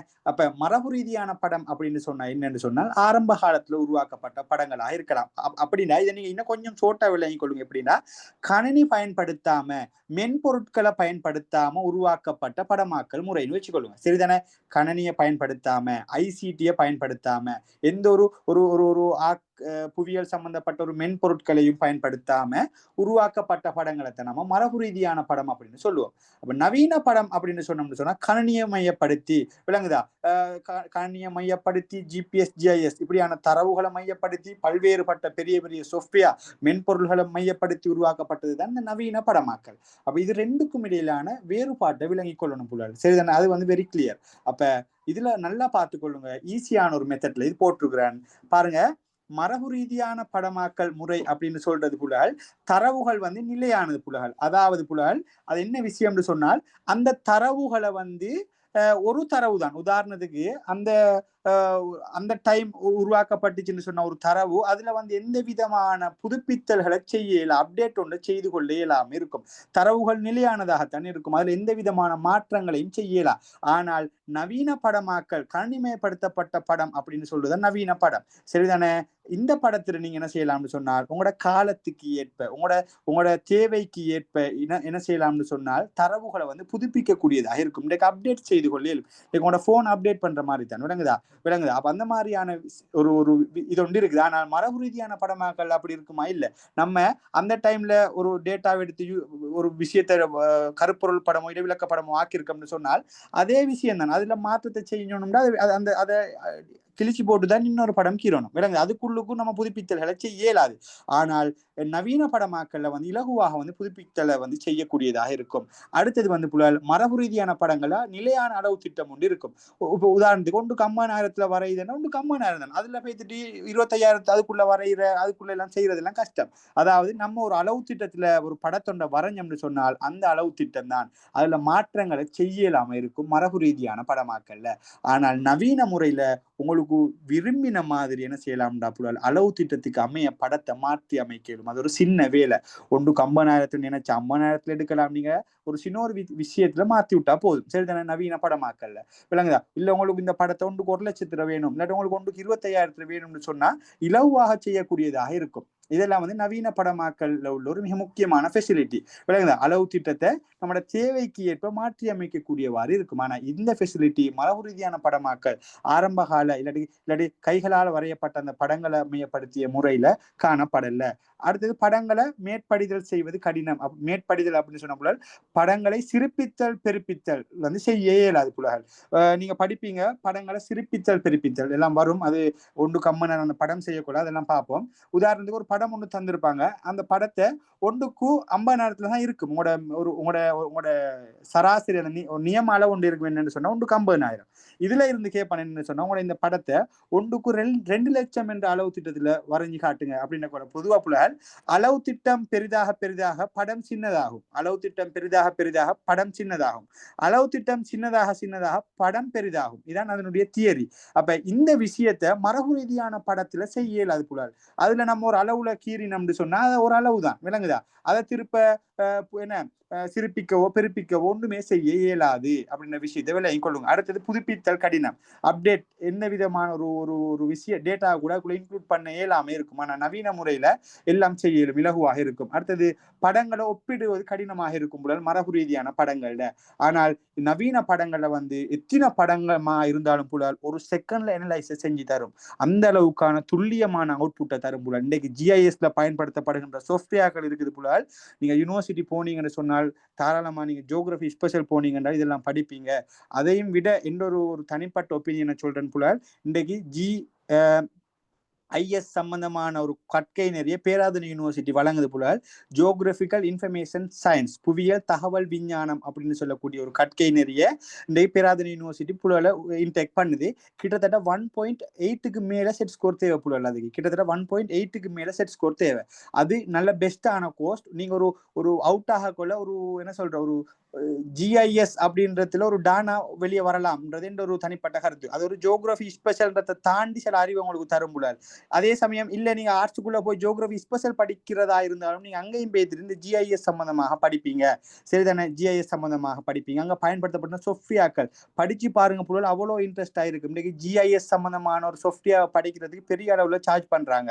ஏன்னா அந்த அளவு டிமாண்ட் ஆன ஒன்று புலல். இன்னைக்கு உதாரணத்துக்கு GIS சம்பந்தமான கோர்ஸ் ஒன்று நீங்க செய்ய போறீங்கன்னா டிப்ளமா கோர்ஸ் செய்யறது கூட கிட்டத்தட்ட 1 லட்சம் அளவுக்கும் தள்ளி இருக்கும். அந்த அளவுக்கு இதனுடைய வெயிட் இருக்குது புலல். அப்ப இன்னைக்கு யூனிவர்சிட்டி போனீங்கன்னு சொன்னா இந்த சோர்ஸ் எல்லாம் நீங்க இலவசமாக அனுபவிக்கலாம். ஏன்னு சொன்னால் இன்னைக்கு GISல பயன்படுத்தப்படுகின்ற சாஃப்ட்வேர் எல்லாம் ஹை லெவல் இது புலன் ரேட். அதெல்லாம் சாதாரண ஒரு மனுஷனால வாங்கி யூஸ் பண்ண இயலாது. அந்த அளவுக்கு வேலை அதுல உள்ள சாஃப்ட்வேர். ஆனா அந்த யூனிவர்சிட்டிக்கு அதை ஃப்ரீயா எடுத்து வச்சுப்பான். அதுல உள்ள சோர்ஸ் உங்களுக்கு இலகுவாக பயன்படுத்த இயலுமா இருக்கும். இன்றைக்கு வரைக்கும் நாங்க பயன்படுத்துறது எங்க யூனிவர்சிட்டியினுடைய அந்த சாஃப்ட்வேர் தான் நாங்க கூட பயன்படுத்துறோம்ன்றது அதுல உள்ள விஷயம். விளங்குதா? அப்ப அது சம்பந்தப்பட்ட டேட்டாக்கள் எல்லாம் உங்களுக்கு இலகுவாக கிடைக்கும். அப்ப நீங்க இந்த GIS பிராக்டிக்கலாக எங்க படிப்பீங்கன்னு சொன்னால், அதாவது கணினி உங்களுக்கு தந்து அதுல சாஃப்ட்வேர்களை ஹேண்டில் பண்ணி இன்னைக்கு GIS சம்பந்தப்பட்ட சாஃப்ட்வேர் இருக்குது, ArcGIS இருக்குது, ArcGIS Pro இருக்குது, இப்படி நிறைய சாஃப்ட்வேர்கள் இருக்குது புலல். இப்படியான சாஃப்ட்வேர்களை நீங்க படிப்பீங்க. ஆனா உங்களுக்கு அது ஏலவல்ல அந்த இது இல்லை. உங்களுக்கு நீங்க புவியியல்ட ஸ்பெஷல் போறீங்களா இருந்தால் அதுகளெல்லாம் படிச்சு கொள்ளுவீங்க. அப்படி இல்லை நான் சொன்னேன் இல்லையா GIS அப்படின்னு சொல்லி மிக முக்கியமான கோர்ஸ் புலல் பேராதனை யூனிவர்சிட்டியில இருக்குது. கொஞ்சம் பாருங்க. 1.8க்கு மேல செட் ஸ்கோர் தேவை புலல். சரிதான்? அதுக்கு கூட இருந்தால் மட்டும்தான் அதுக்குள்ள என்டர் ஆகலாம். நீங்க அவுட் ஆகும்போது உங்களுக்கு BSc டிகிரியை தருவாங்க. சரிதானே? Bachelor of science degree. பாருங்க, ஒரு சயின்ஸ் விஞ்ஞான பீடத்துக்குரிய ஒரு டிகிரியை தந்து உங்களை ஒரு சிறந்த ஒரு புவியியலாளராக உங்களை அவுட் பண்ணும் அந்த டிகிரின்றதுல எந்த ஒரு மாற்று கருத்தும் இல்லை. சரிதானே? நிறைய விஷயங்களை கொஞ்சம் அட்வான்ஸாக படிப்பீங்கன்றது சொல்லலாம் அதுல. அப்ப இதுதான் இந்த நவீன GIS விஷயம். அதை நீ இப்ப படிக்க மாட்டீங்க. பிராக்டிக்கல் எல்லாம் உங்களுக்கு இதுல இருக்காது. உங்களுக்கு யூனிவர்சிட்டியில் போனீங்கன்னா இன்ஷால்லா பார்த்துக்கொள்ளுங்க. அப்ப கடும் இன்ட்ரெஸ்டா இருக்கும். தியரிட்டிக்கலா நாம எப்படின்னு பார்ப்போம் அது நார்மலா. ஓகே. அடுத்தது மரபு ரீதியான படமாக்கல். அடுத்த ஒரு விஷயம் ஆரம்ப செலவுகள் குறைவாக இருக்கும். இங்க செலவு அதிகம். அதான் போல நான் பேசின விஷயம். அதான் சாஃப்ட்வேர் நான் பேசினேன். மரபு ரீதியாக படமாக்குறதுல பெரிய செலவு ஒன்று இருக்க போறல்ல. ஒரு பேனையும் ஒரு பென்சிலும் இருந்தால் ஒரு தாளும் இருந்தால் போதுன்ற மாதிரி. ஆனால் இங்க நம்ம படம் ஒன்று உருவாக்கணும்னு சொன்னால் அதுக்குரிய உபகரணம் கணினி தேவை. அதுக்கு தரவுகளுக்கு அதுக்கு சம்பந்தமான தரவு தேவை. அதை செய்யறதுக்குரிய சாஃப்ட்வேர், அதான் நான் சொன்னேன், அதுல பயன்படுத்தப்படுகின்ற சாஃப்ட்வேர் வந்து பெரிய ஒரு ரேட் புலால் கடும் ரேட்ல இருக்குது. அந்த சாஃப்ட்வேர்லாம் சாதாரண ஒரு மனுஷனால பாவிக்க இயலாது. அப்ப செலவுகள் அதிகம். அங்க பயன்படுத்தப்படுகின்ற சாஃப்ட்வேரும் செலவு அதிகம். அங்க பயன்படுத்தப்படுகின்ற கருவிகளும் என்ன செய்யும், செலவு அதிகம். அப்ப இப்படி பார்க்கல மரபு ரீதியான படமாக்கல் வந்து கொஞ்சம் ஆரம்ப செலவு கொஞ்சம் குறைவாக இருக்கும். ஒரு பேனடையும் ஒரு தாளையும் வேலையை முடிக்கலாம். ஆனா நவீன முறைகள் அப்படி அல்ல. அடுத்தது மரபு ரீதியான படமாக்கல வந்து மனித முயற்சிகளே அதிகமாக இருக்கும். அங்க ஒட்டுமொத்தமாக மனுஷன் தான் அந்த என்ன அவ்வளோ விஷயத்தையும் கெதர் பண்ணி ஒப்சர்வ் பண்ணி வரைகிற ஆள் வந்து மனிதனாகத்தான் இருப்பான். அங்கு மனிதனுடைய முயற்சி அதிகமாக இருக்கும். ஆனால் நவீன முறையில வந்து தொழில்நுட்ப முறை புலால் நீங்க டேட்டாவை கொடுத்து அனலைஸை கொடுத்தால் அது ஆட்டோ அனலைஸ் பண்ணி தரும். உதாரணத்துக்கு நீங்க டேட்டா ஒன்றை கொடுத்து இல்லாட்டி ஒப்பீடு செய்யறதுக்கு 2000 தொடக்கம் 2005க்கு இடையில மழை வீழ்ச்சி சம்பந்தமான ஒரு விஷயத்தை நீங்க பகுப்பாய்வு செய்ய போறீங்கன்னு சொல்லுங்க. இல்லாட்டி 2000ஆம் ஆண்டு காலப்பகுதிக்கும் 2020ஆம் ஆண்டு காலப்பகுதிக்கும் இடையில வந்து நகராக்கம் சம்பந்தமாக ஆய்வு செய்ய போறீங்கன்னு சொன்னால் அங்க வந்து நீங்க அந்த டேட்டாக்களை மட்டும் இன்புட் பண்ணினால் போதும். அது ஒரு அனலைஸ் ஒன்றை தரும் உங்களுக்கு செஞ்சு. 2020ல இவ்வளவு பில்டிங்ஸ் இருந்துச்சு, 2020ல இவ்வளவு பில்டிங், 2022ல இவ்வளவு பில்டிங் அப்படின்னு கால ரீதியாக எல்லாம் டிவைட் பண்ணி எடுக்கலாம் போல. அதான் இதுல உள்ள மிக முக்கியமான ஃபெசிலிட்டி. இந்த நவீன முறையில உங்களுக்கு என்ன இயருக்கு வேணுமோ, என்ன காலத்துல எப்படி வேணுமோ அதை மாதிரி எல்லாம் எடுக்கலாம் போல. இது மரபு ரீதியான முறையில இருக்காது, நவீன முறையில இருக்கும். ஆகவே இங்கு தொழில்நுட்ப முறை தான் இங்க அதிகம் பயன்படுத்தப்படும். ஆனால் மரபு ரீதியான முறையில வந்து மனித முயற்சியே அதிகமாக இருக்கும். ஓகே, இந்த ஃபர்ஸ்ட் கிளாஸ் ரெக்கார்டிங் ஓமா இருக்குது. நீங்க என்ன செய்யுங்கன்னு சொன்னால் இந்த நம்பருக்கு மெசேஜ் ஒன்று போடுங்க. சார் 5th கிளாஸ்ல ரெக்கார்டிங் கொஞ்சம் போடுங்க. எஸ்மா, நான் இந்த 5th கிளாஸ்ல ரெக்கார்டிங் எடுத்து வச்சிருக்கிறேன்மா. அது கொஞ்சம் பெரிய ஒரு எம்பி கணக்குல இருக்குது. அது அந்த 40 நிமிஷத்தை செஞ்சதால தான் அந்த பிரச்சனை வந்தேன்.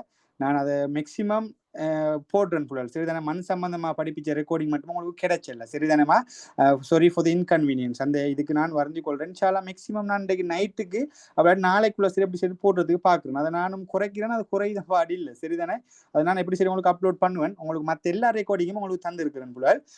1வது கிளாஸ்ல இருந்து 7வது இன்றைக்கு நடக்கிற கிளாஸுக்குரிய ரெக்கார்ட் வரைக்கும் இன்றைக்கும் வந்து சேரும். லாஸ்ட் கிளாஸ் பாப்புலேஷன் சனத்தொகை சம்பந்தமாக படித்தேன், அதில் ரெக்கார்டிங் அப்டேட் பண்ணிட்டேன். அப்போ அந்த மண் சம்பந்தமாக படித்த 5வது கிளாஸ் ரெக்கார்டிங் மட்டும் இருக்குது. இன்ஷால்லா நான் அதை அனுப்பி கொள்வேன். ஓகே, அடுத்தது இந்த குரூப்ல லிங்க் கொஞ்சம் அனுப்பி விடுமா? குரூப் லிங்க் நாம நீங்க இந்த மெசேஜ் ஒன்று இந்த நம்பருக்கு மெசேஜ் உங்களோட இயரை மென்ஷன் பண்ணி போடுங்களேம்மா. சரி, இந்த குரூப்ல போட்டுருக்கேன், செட்ல போட்டுருக்கேன் நம்பரை. சரிதானே? இந்த நம்பருக்கு வந்துமா இந்த உங்களோட இயரை மென்ஷன் பண்ணி மெசேஜ் ஒன்று போட்டீங்கன்னா உங்களோட அந்த குரூப்புக்கு நான் எட் பண்ணி கொள்வேன். ஓகே, நம்பர் விளங்குது தானே? கொமனா இருக்குது தானே எல்லாருக்கும்?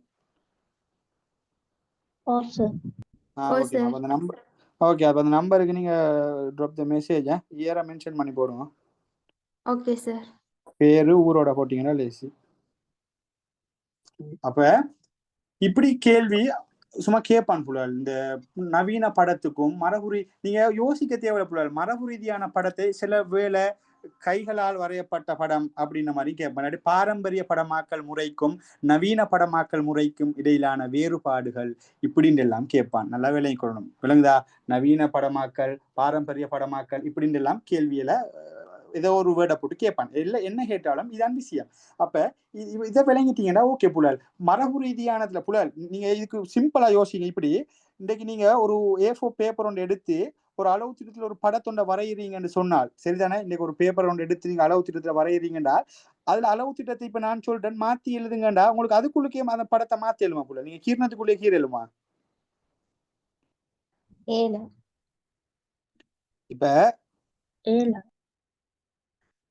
இப்ப நீங்க உங்கள்ட்ட ஒரு பேப்பர் ஒன்று தந்திருக்கிறேன். இப்போ ஸ்கிரீன் ஷேர் ஆகலையா? இல்ல சார். இப்பதானே ஹட் ஆகிச்சு. ஓகே ஓகே ஓகே ஓகே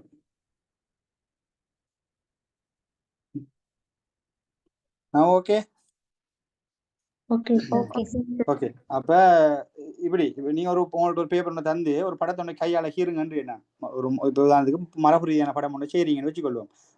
மரபு ரீதியான படம் ஒன்று செய்றீங்க, நீங்க கையால வரைகிறீங்க. நீங்க வரைஞ்ச ஒரு 1 hourல நான் சொல்றேன், வரைஞ்செல்லாம் முடிஞ்சு சொல்றேன். இந்த படத்தை நான் உங்களுக்கு ஒன்றுக்கு 50 நேரத்துல வரைய சொன்னேன். எனக்கு இதே படத்தை நீங்க ஒன்றுக்கு 25,000 வரைஞ்சி தாங்கன்னு சொல்றேன், தந்துட்டு சொல்றேன் இன்னும் சில தரவுகளை தாரேன், இதையும் இதுக்குள்ள போடுங்கன்னு சொல்லி செய்யலும் அந்த வேலையை அதுக்குள்ள மரபு ரீதியானதுக்குள்ள செய்யணும்னு சொன்னா இப்ப நீங்க சொல்லணும் இல்ல சரி அப்ப நான் தலைப்பு இருந்ததான் கீறலாம், நீங்க ரெஸ்ட்டுக்கு எல்லா டேட்டா இருந்தாங்க கன்ஃபார்ம் ஒரு அளவு திட்டு தாங்க நாங்க செஞ்சு தரோம்னு சொல்லலாம். என்னடா செஞ்சதுக்குள்ள அதுக்குள்ள போய்த்துட்டு செய்யலாம், ஐடியா அப்ப சிக்கலாது. ஆனால் நவீன முறையில அப்படி இல்லை. நீங்க செகண்டுக்கு செகண்ட் ஒன்று அப்டேட் பண்ணினாலும் அப்டேட் ஆகுமா, விளங்குதா? அதான் நாங்கள் நவீன முறையில் உள்ள ஃபெசிலிட்டி. அடுத்தது ஒன்றுக்கு 50 நேரத்தில் வரைஞ்சிருக்கிறீங்கடா அந்த படத்தை நீங்கள் போய் கையால் இல்லையே, அது மெஷின் செய்கிற வேலை நவீன முறை, சாஃப்ட்வேர் தான் ஹேண்டில் பண்ணும். நீங்கள் அளவு திட்டத்தை மாற்றி அதுக்கேற்ற மாதிரி டேட்டாவை கொடுத்துட்டீங்கன்னா அது ஒட்டுவா திருப்ப கன்வெர்ட் பண்ணி தரும் உங்களுக்கு. ஒரு இதை வச்சு கொண்டு 1000 சிறப்பித்தல் பெருப்பித்தலையும் செய்யலும், விளங்குதா? ஒரு படத்துக்குள்ளேயே 1000 அப்டேட்டை செய்யலும், விளங்குதா? இவ்வளவு விஷயத்தையும் செய்யலுமா இருக்கும். ஆனால் என்ன அங்கே பயன்படுத்தப்படுகின்ற மென்பொருட்கள் விலை அதிகம். இன்றைக்கு ஜிஐஎஸ்ல பயன்படுத்தப்படுகிற ஜிஐஎஸ் படிக்கக்குள்ள நான் விளங்கப்படுத்துன்னு பாருங்க, இன்றைக்கு வெரி ரேட்மா. அடுத்து அங்கே பயன்படுத்தப்படுகின்ற உபகரணங்கள் எல்லாம் பெரிய பெரிய உபகரணங்கள் வச்சு கொள்வாங்க, சரிதானே? அப்ப இதுகள் செலவு அதிகம் அப்படின்ற ஒரு விஷயத்துக்குள்ள அது இருக்கும். அப்ப இதுதான் நவீன படமாக்களுக்கும் இந்த மரபு ரீதியான படமாக்களுக்கும் இடையில் உள்ள வேறுபாடுகளாக இருக்குது. அப்ப இதை கட்டாயம் தெரிஞ்சு கொள்ளணும். நீங்க நவீன படத்துக்குள்ள இப்ப நம்ம போறோம், அப்ப அதுக்கு முதல் நீங்க இந்த விஷயத்தை விலையும் கொண்டுதான் போகணும். கிளியரா? இதுல எதுவும் டவுட் இருக்குதா உங்களுக்கு? சும்மா சும்மா கேட்கலாமா? ஜென்ரலா கொஞ்சம் கேட்டு பாருங்க, டவுட் வரக்குள்ள.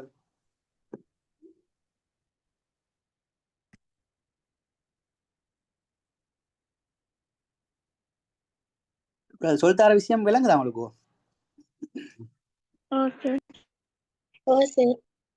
Okay okay okay. அப்ப இவ்வளவு விஷயம் இதுவரைக்கும் பார்த்திருக்கிறோம். தேசப்படம்டா என்ன, தேசப்படங்களுடைய வகைகள், தேசப்படங்களோட வகைகள் என்னென்ன போல? இடவிலக்க தேசப்படம், கருப்பொருள் இடவிலக்க தேசப்படம், கருப்பொருள் தேசப்படம் அப்படின்ற விஷயம் அப்ப தெரியும், சரிதானே? ஓகே. இந்த விஷயங்களை பார்த்து போடுங்க. நான் இந்த பிடிஎஃபையும் ஸ்லைடையும் உங்களுக்கு குரூப்ல அப்டேட் பண்ணி விடுறேன், ரெக்கார்டிங்கையும் அப்டேட் பண்ணுவேன், சரிதானே? ஓகே. வேற இது சம்பந்தமாக டவுட் இருந்தால் கேட்டுக்கொள்ளுங்க. நான் இப்போ இதுக்குள்ள போறேன். ஒற்றுமையை கொஞ்சம் பார்த்துட்டு அடுத்த தலைப்புக்குள்ள போறேன், சரிதானே? இது வேறுபாடு. இவ்வளவு நேரம் இப்ப பேசின விஷயம் மரபு ரீதியான படம், அதாவது பாரம்பரிய படத்துக்கும் நவீன படத்துக்கும் உள்ள வேற்றுமைகளை பார்த்தோம். ஒரு சில ஒற்றுமைகளும் இருக்குதுமா. என்ன ஒற்றுமைன்னு சொன்னா, ரெண்டு விஷயமுமே என்னன்னா புவியியல் தொடர்பான தகவல்களை தேக்கி வைக்கும் சாதனம், விளங்குதா? கொப்பீர் எழுதி வச்சாலும் டேட்டாவை தேக்கி வைக்கலும், மெஷின்ல போட்டு வச்சாலும் தேக்கி வைக்கலும். பாருங்க, உங்களோட டேட்டாவை பென் டிரைவ்லையும் போட்டு வைக்கலாம், அப்படித்தானே? கணினிலையும் வைக்கலாம், உங்களுக்கு தேவையான நோட்ஸை. இல்ல எழுதி வைக்க போறேன்டா எழுதியும் வைக்கலாம், விளங்குதா உங்களுக்கு? இது ஒற்றுமை என்ற விஷயம். ரெண்டுமே புவியியல் தொடர்பான தகவல்களை தேக்கி வைக்கும் சாதனமாக இருக்குது புள்ள. ரெண்டுமே டேட்டாக்களை ஸ்டோர் பண்ணி வைக்க ஒரு ஆளா இருக்குது, அதுல எந்த மாற்று கருத்தும் இல்லை, விளங்குதா? ரெண்டும் இந்த வேலையை செய்யும். அடுத்தது ரெண்டுமே இடம் சார்ந்து இடம் சாராது, ரெண்டும் ஒரே வேலையை செய்யும். இடம் சார்ந்த விஷயத்தையும் செல்லும், இடம் சாராத விஷயத்தையும் செல்லும், விளங்குதா? ஒரே விஷயத்தை செல்லும். அடுத்தது ஒரே வகையான அம்சங்கள் ரெண்டிலும் காணப்படும். இப்ப நீங்க இங்க கனிமயப்படுத்தப்பட்டன்னு சொல்லி ஒரு வித்தியாசமான ஒரு ஃபார்முலாவை கொண்டு வரல புள்ள. இங்க கனிமயம் தான், ஆனால் அங்க மனுஷனால உருவாக்கப்பட்ட கையால வரையப்பட்ட அந்த படமே என்னன்னு சொன்னால் அதே விஷயத்தை கொண்டிருக்கும். உதாரணத்துக்கு நான் சொன்னேன் இல்லையா, நிறங்கள் அப்படின்டா கணினியால செஞ்சேன்னு சொல்லி இதுக்கு நம்ம வேற ஒரு நிறம் பயன்படுத்திடலாம். ஒரு நிறத்தினுடைய ஒரு சட்டத்திட்டம் இருக்குதுன்னு சொன்னா 6 நீல கலர்னா 6 இதுலயே நீளத்துல வரணும், ட்ரோ பண்றதுலயும் கணினி படத்துலயும் நீளத்துல வரணும், விளங்குதா? அப்ப ஒரே வகையான அம்சம் தான் ரெண்டுலயும் இருக்கும், அதுல எந்த வித இதுவும் இருக்கு. அப்ப இதெல்லாம் ஒற்றுமைக்குள்ள வரும். அப்ப புவியியல் தொடர்பான சில நேரம் புலகள் ஒற்றுமைன்னு கேட்டுருவான், விளங்குதா உங்களுக்கு? வேற்றுமையை மட்டும்தான் புலகள் படிச்சுட்டு போற, அடுத்த வேற்றுமை ஈஸியா கெத பண்ணி எழுதும். ஒற்றுமை கொஞ்சம் போட கொஞ்சம் முடிகிற, விளங்குதா? அதை நான் பெருசா யோசிக்கிறதுக்கு இல்ல, சும்மா நம்ம எழுதினா சரி. ரெண்டுலையும் நடக்கிற விஷயம் தான் ஒற்றுமை. உனக்குட்டையும் செய்யலும் எனக்கிட்டையும் செய்யலும்டா ஒற்றுமை, உனக்குட்ட இல்லாதது எனக்கிட்ட இருக்கும்டா அதான் வேற்றுமை, விளங்குதா? அதான் டிஃபரண்ட், வெரி கிளியரா? அப்ப புவியியல் தொடர்பான தகவல்களை ரெண்டுமே தேக்கி வைக்கின்ற சாதனம். ரெண்டுலையுமே இடம் சார்ந்த விஷயத்தையும் சொல்லலாம், இடம் சாராத விஷயத்தை சொல்லலாம். ஒரே வகையான அம்சங்கள் ரெண்டிலையும் காட்டிலும், சரிதானே? அதே பாருங்க, எப்படின்னு சொன்னா, நான் தான் சொன்னேன், எல்லைகள் சொன்னா நம்ம சிஸ்டமா பண்ற கணிமைப்படுத்தப்பட்ட நவீன படத்திலையும் கோடுகளால இருக்குது புலகள் பாயிண்ட் பொலிகண்ட் எல்லாம் இருக்குது. அதாவது கோடுகள் புள்ளிகள் வடிவங்கள்ல தான் அந்த குறியீடுகளை காட்டுவாங்க. நம்ம வரைகிற கையால வரைகிற படத்திலையும் அதே சட்டத்திட்டம் தான், கலர்லயும் அதே சட்டத்திட்டம் தான். அதுல எந்த மாற்றங்களும் இல்லை. அப்ப ஒரே வகையான அம்சங்கள் ரெண்டுலையும் இருக்கும். அது புள்ளிகளாக இருக்கட்டும் கோடாக இருக்கட்டும் எல்லாம் அதே விஷயங்கள் இருக்கும்ன்றதை விளங்கி கொள்ளுங்க. கிளியரா? அதுதான் ஒற்றுமை அப்படின்னு சொல்லக்கூடிய விஷயம். இப்ப நாம பார்க்க போறது புதிய படவரை கலையியல் நுட்பத்துக்குள்ள போறோம். புதிய அல்லது நவீன படவரை கலையியலுக்குள்ள போறோம். அப்ப இவ்வளவு நேரம் உங்களுக்கு தெரியும் நவீன படவரை கலையியலுக்கும் மரபு ரீதியான அல்லது பாரம்பரிய அந்த படவரை கலையியலுக்கும் உள்ள வேறுபாட்டை பத்தி படிச்சீங்க, ஒற்றுமையும் கொஞ்சம் படிச்சீங்க. அப்ப இப்ப நம்ம இதுக்கு பிறகு பார்க்க போறது ஃபுல்லா ட்ராவல் ஆக போகுது என்னன்னு சொன்னால் நவீன படவரை கலைகளை தான் நம்ம இப்ப பார்க்க போறோம். இதுதான் நம்மளுடைய வெரி இம்பார்ட்டன்டான விஷயத்துக்குள்ள பார்க்கப்பட போகுது. இதுல தான் உங்களுக்கு கேள்விகள் அதிகமாக வரும். விளங்குதா? இதுக்கு முன்னுக்கு நான் பார்த்த விஷயத்திலையும் கேள்விகள் வந்திருக்குது. ஆனால் அதை விட அதிகமாக தாக்கம் செலுத்துறாக்கள் தான் இந்த நவீன படவரை கலைகள். அதை நல்லா விளங்கி கொள்ளணும். கிளியரா?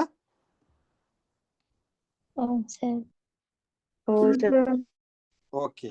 அப்ப நவீன படவரை கலைகள் அப்படின்னு சொன்னா என்ன புள்ள? அந்த வேர்ட்ல ஒரு ஒரு ஒரு நவீனம் இருக்குதானே? கொஞ்சம் சொல்லுவோம் என்ன நவீனம்? புதிதாக ஒரு தொழில்நுட்பத்தை வைத்து நவீன படவரை கலைகளுக்கு சும்மா ஒரு வரைவிலக்கணத்தை சொல்லிடுமா? ஒரு முறை கேட்டிருந்தேன், நவீன படவரை கலைகள் என்றால் என்ன அப்படின்னு சொல்லி கேட்டான். அப்படின்னு கேட்டா இப்ப என்ன சொல்ற?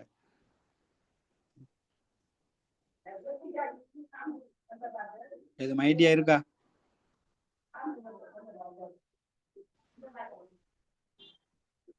ஓகே, நான் சொல்றேன் என்னன்னு சொன்னால் நவீன படவரை கலை என்று சொன்னால் நவீன தொழில்நுட்பங்களை பயன்படுத்தி, விளங்குதா?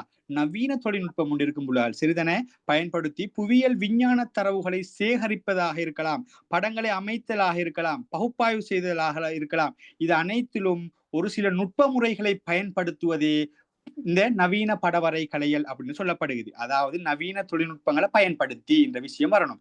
நவீன தொழில்நுட்பங்களை பயன்படுத்தி புவியியல விஞ்ஞான தரவுகளை சேகரித்தலாக இருக்கலாம். தரவுகளை சேகரித்தல், படங்களை அமைத்தல் மற்றும் பகுப்பாய்வு செய்தல். இதற்காக புதிய நுட்ப முறைகளை பயன்படுத்துவதே நவீன படவரை கலைகள் அப்படின்னு சொல்லுவோம். சரிதானே? வேற ஒன்றும் இல்லை. இதுக்குள்ள உங்களோட ஆன்சருக்குள்ள நவீன படவரை கலைகள் என்னென்ற அந்த ஆன்சருக்குள்ள ஒரு தொழில்நுட்பம், நவீன தொழில்நுட்பம் ஒரு டேம் வரணும். சரிதானே? ஒரு ஒரு ஒரு நுட்ப முறை அப்படின்னு ஒரு டேம் வரணும். விஞ்ஞான ரீதியான தரவு சேகரித்தல், ஒரு சயின்டிபிக்கல் மெத்தட் அப்படின்ற ஒரு விஷயம் வரணும். அப்ப இன்றைக்கு விளங்கி கொள்ளுங்க, ஏன் அந்த GIS பேராதனை யூனிவர்சிட்டியில உள்ளிட்டு அந்த டிகிரிக்கு பேச்சுலர் ஆஃப் சயின்ஸ் கொடுக்காண்டா ஒரு விஞ்ஞான ரீதியான டிகிரியாக கன்சிடர் பண்றாண்டா. அதான ஒரு விஷயம் புள்ளார். விளங்குதா? ஒரு விஞ்ஞான ரீதியான ஒரு மெத்தடாக தான் இந்த நவீன படவரை கலைகள் இருக்கும்ன்றதை விளங்கி கொள்ளுங்க. அப்ப நவீன படவரை கலைகள் என்ன அப்படின்னு கேட்டா சும்மா நோமலா சொன்னா சரி, இதுக்கு பெருசா மெனக்கட்ற ஆன்சர் எல்லாம் இல்ல. என்னண்டா நவீன தொழில்நுட்பத்தை பயன்படுத்தி புவியில விஞ்ஞான தரவுகளை சேகரித்தல், படங்களை அமைத்தல் மற்றும் பகுப்பாய்வு செய்தல், இவற்றுக்கான நுட்பங்களை கொண்ட ஒன்றைத்தான், ஒரு செயற்திட்டத்தை தான் நம்ம என்னன்னு சொல்லுவோம், இந்த நவீன படவரை கலைகள் சொல்லுவோம். இந்த நவீன படவரை கலைகளோட நுட்ப முறைகள் தான் புலகள் இந்த மூன்றும், GIS-உம் GPS-உம் RS-உம். இதுதான் நவீன இது கட்டாயம் கேள்வி. நவீன படவரை கலைகளோட நுட்பங்கள் மூன்றையும் குறிப்பிடுகன்னு கேட்பான். இரண்டாவது கேள்வி கேட்பான், மேலே குறிப்பிட்டவற்றுள் ஏதாவது ஒன்றை தெரிவு செய்து அதன் இயல்புகளை குறிப்பிடுகன்னு கேட்பான். அதுக்கு பிறகு கேட்பான், மேலே இரண்டில் குறிப்பிடப்பட்டுள்ள ஏதாவது ஏற்படுகின்ற தவறுகள் எப்படி ஏற்படுகிறது, இல்லாட்டி அதனுடைய திறன்மிக்க பயன்பாட்டுக்கு அவசியமான மூலகங்கள் என்னன்னு கேட்பான். இப்படி கேள்விகள் சங்கிலி தொடராக அமையும் புலகள். வெரி கிளியரா படிச்சால் மட்டுமே இதுல ஒரு நேர்த்தியான ஒரு ஆன்சரை கொடுக்கலுமா இருக்கும். அங்க கொஞ்சம் இங்க கொஞ்சம் படிக்கிற வேலை சரி வராது. படிக்கிறத கட் அண்ட் ரைட்டா சரியா படிச்சுட்டு போங்க. சரிதானே? அப்ப இதுதான் அதுக்குரிய ஒரு வே புலகள். சரிதானே? கிளியரா விளங்கிட்டு போங்க, அழகா போகும். அப்ப முதலாவது நுட்ப முறையாக நம்ம GIS படிக்கணும் புலகள். GIS அப்படின்னு சொல்றது மிக முக்கியமான ஒரு நுட்பமாக நவீன படவரை கலைகள்ல இருக்குதுன்றதை விளங்கி கொள்ளுங்க. அதாவது புவியியல் தகவல் முறைமை, ஜியோகிராபிக்கல் இன்ஃபர்மேஷன் சிஸ்டம். சரிதானே? ஜியோகிராபிக்கல் இன்ஃபர்மேஷன் சிஸ்டம் அப்படின்றது தான் ஜிஐஎஸ். ஜிபிஎஸ் அப்படின்றது அடுத்த நுட்ப முறை. அதை நம்ம ஜிஐஎஸ் படிச்சு முடிச்சுட்டு தான் ஜிபிஎஸ் பார்ப்போம். அதாவது பூகோள நிலைப்படுத்தல் முறைமை, குளோபல் பொசிஷனிங் சிஸ்டம் அப்படின்னு சொல்லுவாங்க. அடுத்தது அதை படிச்சு முடிஞ்சுதான் தொலைவுணர்வு தொழில்நுட்பம் அப்படின்ற ஒரு விஷயம் இருக்குது, ரிமோட் சென்சிங், அதாவது தொலைவுணர்வு தொழில்நுட்பம். இதையும் தாண்டி இன்றைக்கு செய்மதி படங்களும் வந்து கேள்விகள்ல வருவதற்கான வாய்ப்புகள் பேசப்படுது போல. உங்களோட இதுக்குள்ள இன்வால்வ் ஆக்குறாங்க. அதையும் செய்மதி தொழில்நுட்பத்தையும் பேசலாம். அதையும் பத்தின ஒரு அறிவை நான் உங்களுக்கு நோமலாக தருவேன். சரிதானே? செய்மதி தொழில்நுட்பம் சம்பந்தம். அப்ப மிக முக்கியமாக படவரை கலைகள் நுட்பங்களோட இந்த 3 விஷயத்தையும் கட்டாயம் படிச்சு கொள்ளணும். இது 3 தான் கேள்வி. அப்ப அதுல முதலாவது படிக்க போறது தான் நம்ம ஜிஐஎஸ் ஆக இருக்கும். அப்ப உங்களுக்கு முதலாவது நவீன படவரை கலைகள் என்ன, நவீன படவரை கலைகள் நுட்பங்கள் 3 தெரியுமா தெரியாதா? தெரியும். தெரியும். ஓகே. நவீன படவரை கலைகள் இப்ப என்னன்னு சொன்னேன் தானே, ஒரு வரைவிலக்கணத்தை சொன்னேன். இப்ப அந்த வரைவிலக்கணத்தை வச்சு உங்களோட புத்தி கேட்டுமா நவீன படவரை கலைகளோட இயல்புகள் என்னவாக இருக்கலாம்னு சொல்லி சொல்லுமா? என்னவாக இருக்கலாம்? அது வந்துட்டு உண்மையான நீல மகளங்களை கண்டறிய முடியுது. Very good. இலகுவா சேமித்து வைக்கலும், இலகுவா சேமித்து வைக்கலும், வளர்ச்சி அடைந்த தொழில்நுட்ப உபகரணங்கள் மற்றும் தொடர்பாடல்களை வெரி குட் இதெல்லாம் என்னுடைய இயல்பு. சும்மா உங்களுக்கு ஐசிடி இயல்பு எழுதுவீங்க தானே, அந்த மாதிரி சும்மா இந்த நோமலா நவீன படவரைகளை என்னென்று சொன்னேன். நவீன தொழில்நுட்பங்களை பயன்படுத்தி புவியியல் விஞ்ஞான தரவுகளை சேகரித்தல், படங்களை அமைத்தல் மற்றும் பகுப்பாய்வு செய்வதற்கான ஒரு விஞ்ஞான ரீதியான ஒரு நுட்பம், ஒரு திட்டத்தை தான் நம்ம இந்த நவீன படவரை கலை அப்படின்னு சொல்லுவோம். சரிதானே? அப்ப ஒரு படத்தகவல்களை களஞ்சியப்படுத்துவதாக இருக்கலாம், அதை பயன்படுத்துவதா, அதை எடுத்து செல்லுதெல்லாம் லேசி புல. இன்னைக்கு நவீன படவரை கலை ஒரு உலகத்துல டேட்டாவையும் ஒரு பென்டிரைவ்ல அடிச்சுட்டு போயிடலாம் போல. விளங்குதா? இன்றைக்கு உதாரணத்துக்கு ஒரு எக்ஸாம்பிள் சொல்றேன் பாருங்க. நவீன படவரை கலைகளோட பொது இயல்புகளுக்குள்ள எழுதலாம். என்னண்டா, இன்றைக்கு வேறொரு கண்ட்ரியில ஒருத்தன் இருக்கிறான்னு வச்சுக்கொள்வோம். சரிதானே? இல்லாட்டி உதாரணத்துக்கு இன்றைக்கு இங்க உள்ள ஒரு ஆள், இன்றைக்கு இங்க உள்ள இலங்கையில உள்ள ஒரு ஆள் அமெரிக்காவோடு சம்பந்தப்படுத்தப்பட்ட ஒரு ஆய்வு ஒன்றை செய்யறாருன்னு சொன்னா, அவர் எங்க அமெரிக்கா பேய்த்த அந்த ஆய்வை செய்யறாரு? இல்ல, இதுதான் புலகள் இந்த படவரைகள் இயல்பு, குளோபலைசேஷனை பத்தி என்ன சொல்லி அதை நம்ம விளங்கப்படுத்தியல். விளங்குதா? அப்ப இதுதானே இந்த நவீன படவரை கலைகள் என்று சொல்ற விஷயம். உயர் தொழில்நுட்பம், உயர் இது விளங்குதா?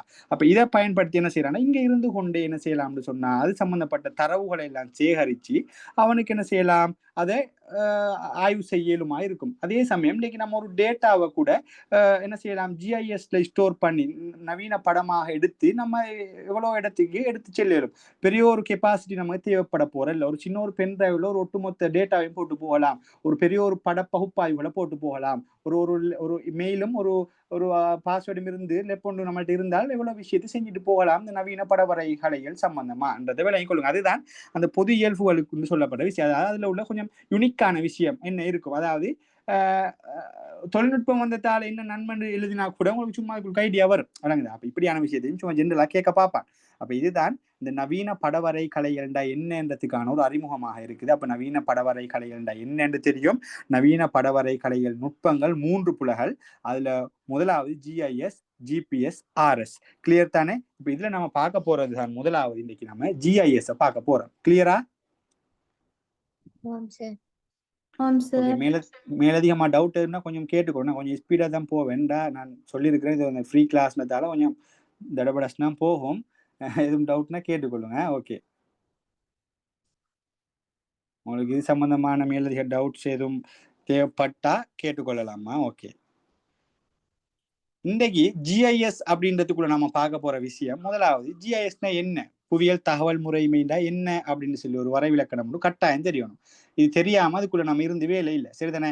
இதுக்குள்ள பார்க்க போற விஷயம் முதலாவது ஜிஐஎஸ்னா என்ன, ஜிஐஎஸ் கூறுகள் என்ன, இதெல்லாம் கேள்வியில உள்ள பகுதிக்குள்ள நான் சும்மா இதை போட்டு வைக்கல. இதுல இருந்தா கேள்வி. இதை தாண்டி உங்களுக்கு கேள்வி வருமாண்டா வரா, ஏதோ ஒரு கோணத்துல இதுக்குள்ள பேஸ் பண்ணி தான் வரும்ன்றதை நான் விளங்கப்படுத்துவேன். நல்லா பார்த்துக்கொள்ளணும். அப்ப ஜிஐஎஸ் பயன்படுத்துற துறை, இன்னைக்கு உலகத்துல ஏராளமான துறைகள் இன்னைக்கு ஜிஐஎஸ் பயன்படுத்துறாங்க. சரிதானே? இன்னைக்கு ஜிஐஎஸ் பயன்படுத்துற துறைகள் ஏராளம். சரிதானே? அடுத்தது ஜிஐஎஸ்னை பயன்படுத்துவதில் உள்ள பிரச்சனைகள், ஜிஐஎஸ் பயன்படுத்துவதில் எவ்வாறான பிரச்சனைகள் இருக்குது அப்படின்ற விஷயத்தை பார்க்க போறோம். சரிதானே? அடுத்தது பார்க்க போறோம் ஜிஐஎஸ்ல திறன்மிக்க பயன்பாட்டுக்கு அவசியமான மூலகங்கள் என்ன என்ற விஷயத்தை பார்க்க போறோம். சரியா? அடுத்தது வந்து புதிய படவரை கலை விருத்தியில ஜிஐஎஸ் நுட்பத்தினுடைய பங்களிப்பு எவ்வாறு காணப்படுகிறது? நவீன படவரை கலைகள்ல இந்த ஜிஐஎஸ் பங்களிப்பு ஒட்டுமொத்தமா ஓவராலா எப்படி பெர்ஃபார்ம் பண்ணுது இந்த படவரை கலைகள்ல ஜிஐஎஸ் அப்படின்ற விஷயத்த பார்க்க போறோம். ஜிஐஎஸ் நன்மைகள் அனுகூலம் தலைப்பு கீழே நன்மைகள் முக்கியத்துவம் அப்படின்ற மாதிரி பார்க்கலாம். அடுத்தது ஜிஐஎஸ் அண்மை கால விருத்தியில இனங்காணக்கூடிய முனைப்பான அம்சம், அதாவது ஜிஐஎஸ்ல அண்மை காலத்துக்குள்ள என்ன மாற்றங்கள் என்ன சிறப்பான விஷயங்களை கொண்டு வந்திருக்கிறாங்க, எப்படி தொழில்நுட்பங்கள் வந்திருக்குது, எவ்வளவு தொழில்நுட்ப கருவிகளை அறிமுகப்படுத்திருக்கிறாங்க, சாஃப்ட்வேர்கள் லெவல் எப்படி இருக்குது இப்படின்னு இந்த அதுல ப்ரொசஸிங் இருக்கலாம், டிஸ்பிளே பண்ணக்கூடிய ஸ்கிரீனாக இருக்கலாம், விளங்குதா, அங்க ஸ்டோர் பண்ணி வைக்கக்கூடிய கெப்பாசிட்டி கொண்ட ஸ்டோரேஜ் ஆக இருக்கலாம். இதெல்லாம் எப்படியான மாற்றங்கள் வந்திருக்குதுன்னு பார்க்கணும். இதுகளும் கேள்விக்குள்ள பகுதியாக இருக்கும். அடுத்தது ஜிஐஎஸ் தரவு மூலங்கள் அப்படின்னு சொல்லி கொண்டு இருக்குது, இதையும் பார்க்கிறதாக இருக்கும். அப்ப இவ்வளவு விஷயத்தையும் பார்க்கிறதாகத்தான் எது இருக்கும், உங்களோட இந்த ஜிஐஎஸ் என்ற தலைப்பு கீழே இருக்கிற விஷயம் இவ்வளவா இருக்கும். கிளியரா? ஜிஐஎஸ்னா என்ன, கூறுகள் என்னென்ன துறையில பயன்படுத்துற, இந்த என்னென்ன துறையில பயன்படுத்துறன்ற விஷயத்தை நீங்க ஜிஐஎஸ்டினுடைய நன்மைக்குள்ளுக்கும் சொல்லலாம். சரிதானே? துறை ரீதியாகவும் பார்க்கலும் கூட. அப்படி இல்லைன்னா ஜிஐஎஸ் நன்மைகள் அப்படின்றதுக்குள்ளேயே நார்மலா சொல்லலாம். அடுத்து ஜிஐஎஸ் பயன்படுத்துவதில் உள்ள பிரச்சனைகள் கொஞ்சம் இருக்கும், என்னென்ன பிரச்சனைன்னு பாக்குற. அடுத்தது ஜிஐஎஸ் திறன்மிக்க பயன்பாட்டுக்கு அவசியமான மூலகம் அப்படின்னு சொன்னா ஜிஐஎஸ் நம்ம செஞ்சுட்டு போறதுக்கு இந்த விஷயங்கள் தான் நமக்கு கை கொடுக்குதுன்ற விஷயம். அடுத்தது படவரை கலையில ஜிஐஎஸ் பங்களிப்பு, அடுத்து நன்மை முக்கியத்துவங்கள் மாதிரி, அடுத்து அண்மை கால விருத்தி, அடுத்தது தரவு மூலம். இவ்வளவு விஷயமும் ஜிஐஎஸ் நம்ம பார்க்க போற விஷயம். கிளியரா? ஓகே. இத படிச்சீங்கன்னு சொன்னா இதுக்கு மேல ஜிஐஎஸ்க்குள்ள இருந்து கேள்வி எங்கால எடுத்தாலும் ஆன்சர் எழுதுவேன். விளங்குதா? இதுக்குள்ள நீங்க படிச்சீங்க இந்த தலைப்பு கவர்ன்னு சொன்னா இதுக்குள்ள எங்கால கேள்வி எடுத்தாலும் நான் எழுதுவேன் என்ற ஒரு மனோநிலை வரும் புள்ளல். அதுக்கு நான் 100% உத்தரவாதம். சரிதானே? இல்ல நீங்க பாஸ் பேப்பரை பார்த்தா தெரியும், சும்மா கேட்டு வச்சுப்பான் சின்ன புள்ள கேள்வி, ஜிஐஎஸ்னா என்ன, ஜிஐஎஸ் கூறுகள் எல்லாம் கேட்பான். விளங்குதா? இதெல்லாம் சின்ன புள்ள கேள்வி. அப்ப நம்ம எப்படின்னு சொல்லி உங்களுக்கு விளங்கப்படுத்தணும். முதலாவது உங்களுக்கு தெரிஞ்சிருக்கணும் ஜிஐஎஸ்டா என்ன அப்படின்னு சொல்லி தெரிஞ்சிருக்கணும். ஜிஐஎஸ்டா என்ன அப்படின்னு சொல்லி தெரிஞ்சிருக்கணும். இந்த இருக்குது புலல், இதற்கான ஒரு தெளிவான வரைவிலக்கணம். சரிதானே?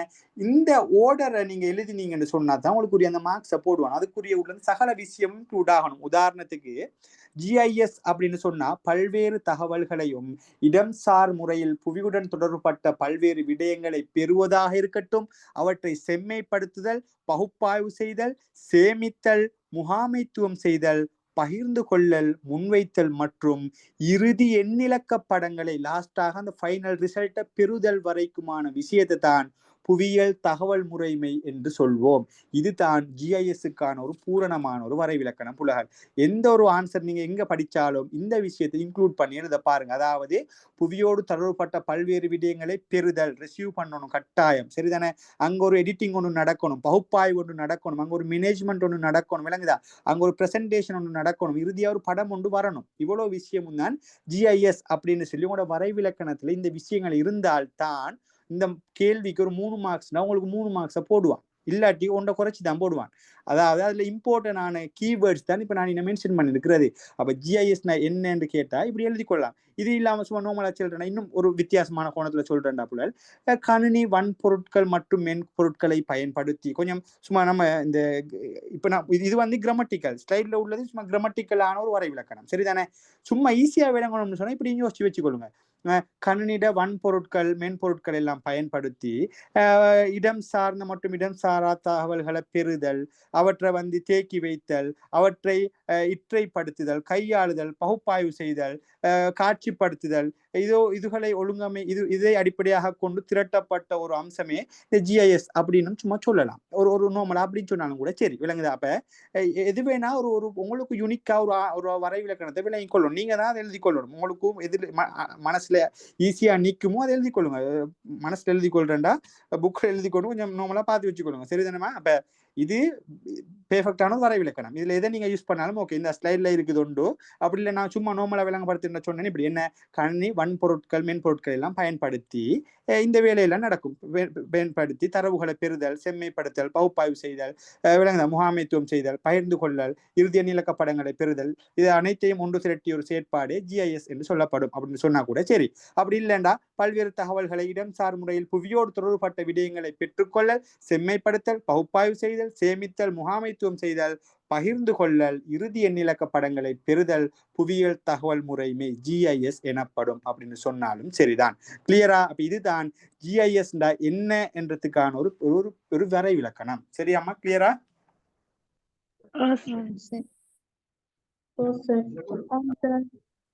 ஓகே, சரிதானே? ஓகே, இதுல எதுவும் டவுட் இருக்குதா? No sir. எதுவும்டா கேட்டுக்கொள்ளலாம். சரிதானே?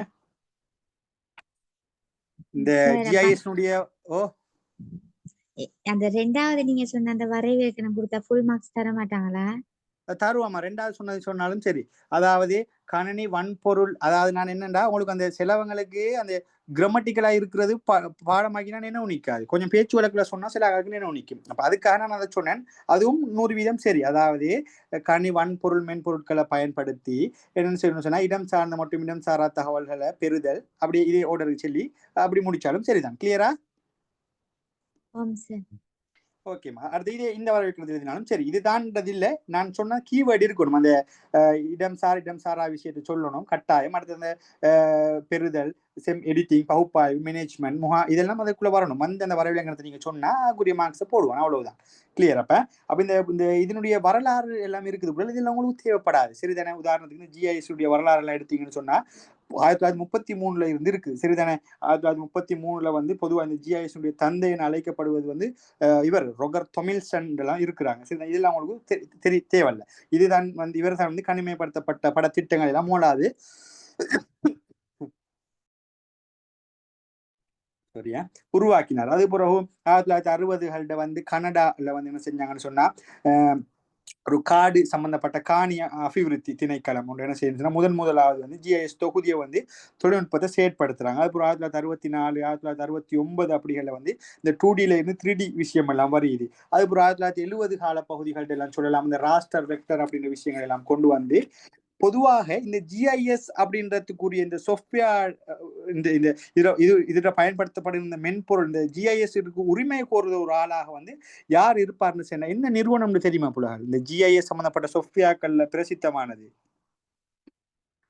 சில நேரம் MCQல கேட்கலாம். என்னண்டா MCQல புலகள் உங்களோட ஜியோகிராஃபியை பொறுத்த வரைக்கும் உங்களோட சிலபஸோட இருக்கிற ஒரு 2 அல்லது ஒரு ஜென்ரல் நாலேஜ் கேள்வி ஒன்று போடுவான். உங்களோட சிலபஸுக்குள்ளேயும் இருக்கும், அது அவுட் ஆஃப் சிலபஸ் மாதிரியும் இருக்கும். அப்ப இன்றைக்கு GIS சம்பந்தப்பட்ட அதிகமான அந்த மென்பொருள் அப்படின்றது எங்க இருக்குன்னு சொன்னா புலகள் ESRI என்று சொல்லக்கூடிய நிறுவனத்திட்டு தான் இருக்குது. ESRIன்னு சொல்லுவாங்க. ESRIன்னு சொல்ற. சரிதானே? ESRIன்னு சொல்லுவாங்க. ESRI என்ற கூடிய நிறுவனம் தான் இன்னைக்கு இந்த GIS சம்பந்தப்பட்ட அனைத்து விதமான சாஃப்ட்வேர்கள் எல்லாம் ஹேண்டில் பண்றது மிக முக்கியமான ஆள் ESRI என்ற நிறுவனம். சரிதானே? இது கிட்டத்தட்ட 1984 அப்படின்ற மாதிரியான கால பகுதிகளில் வந்து உருவாக்கப்பட்ட ஒன்றாக இருக்குது. சரிதானே? அப்ப இன்றைக்கும் GISல பயன்படுத்தப்படுகின்ற இந்த மென்பொருட்கள் வந்து இந்த ESRI நிறுவனத்தினுடைய மென்பொருட்கள் தான் மிகவும் பிரபல்யம் வாய்ந்ததாகவும் முக்கியத்துவம் வாய்ந்ததாகவும் பேசப்படுகிறது. அப்ப உங்களுக்கு இந்த GIS என்ன அடிப்படத்தில் விளங்கினா போதும், இதனுடைய வரலாறை பத்தின ஒரு ஐடியா உங்களுக்கு தேவையில்லை. சரிதானே? கிளியரா? கிளியரா? Okay okay.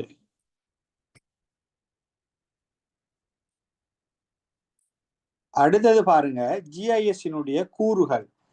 புலல் இந்த பிரதானமா இந்த 5 கூறுகள் தான் GIS-னுடைய கூறுகள். இதை உங்களுக்கு விளங்கப்படுத்துறேன்னு பாருங்க, ஷார்ட் அண்ட் ஸ்வீட்டா. சரிதானே? இந்த 5 கூறுகளும் தான் GIS-னுடைய கூறுகளாக இருக்குது. அதாவது components of the GIS-னு சொல்லுவாங்க. இது இல்லாம GIS இல்ல அப்படின்னு சொல்லலாம். சரிதானே? இதுதான் போல GIS-னுடைய கூறுகள். அதுல மிக முக்கியமாக வன்பொருள் ஒன்று இருக்குது, மென்பொருள் இருக்குது, பயனாளர்கள் அதாவது இந்த GIS-ஐ பாவிக்கிறார்கள், யூசர்ஸ்னு சொல்லுவாங்க, மக்கள்னு சொல்லலாம். அடுத்தது முறையியல், அதாவது அங்க உள்ள மெத்தடாலஜி என்ன முறையில செய்ய போறாங்க. அடுத்தது டேட்டா, மிக மிக முக்கியமான ஆள் தான் டேட்டா. இதுல எது இல்லாட்டியும் GIS-ஐ செய்ய இயலாது போல. உதாரணத்துக்கு கிரிக்கெட் விளையாடுறதுக்கு எல்லாம் இருக்குது. கிரிக்கெட் விளையாட 11 பேர் இல்லைன்றாலும் கிரிக்கெட் விளையாடலாம்.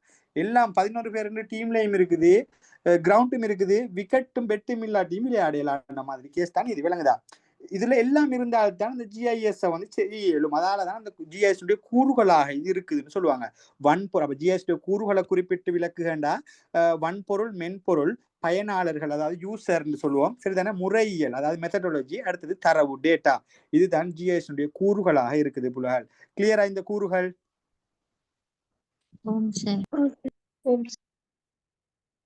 ஆம் சார். ஓகே.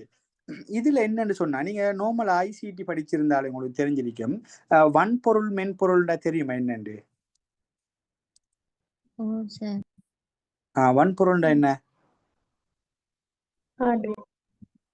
உள்ளீடு வெளியீடு செய்யும் சாதனங்கள்.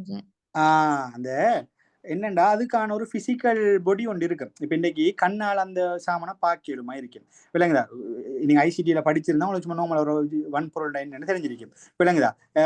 இப்ப உதாரணத்துக்கு கணினியோடு தொடர்பு படுத்தப்பட்ட உள்ளீட்டு வெளியீட்டு சாதனங்கள் எல்லாத்தையும் நம்ம இந்த வன்பொருளுக்குள்ள சொல்லுவோம். உதாரணத்துக்கு இன்னைக்கு வன்பொருள் உள்ளீடுகள் போது இன்னைக்கு கீபோர்ட் ஒரு உள்ளீட்டு சாதனமாக பயன்படுத்தப்படும். நான் சோட்டா சொல்றேன் விளங்குறதுக்கு, சரிதானே?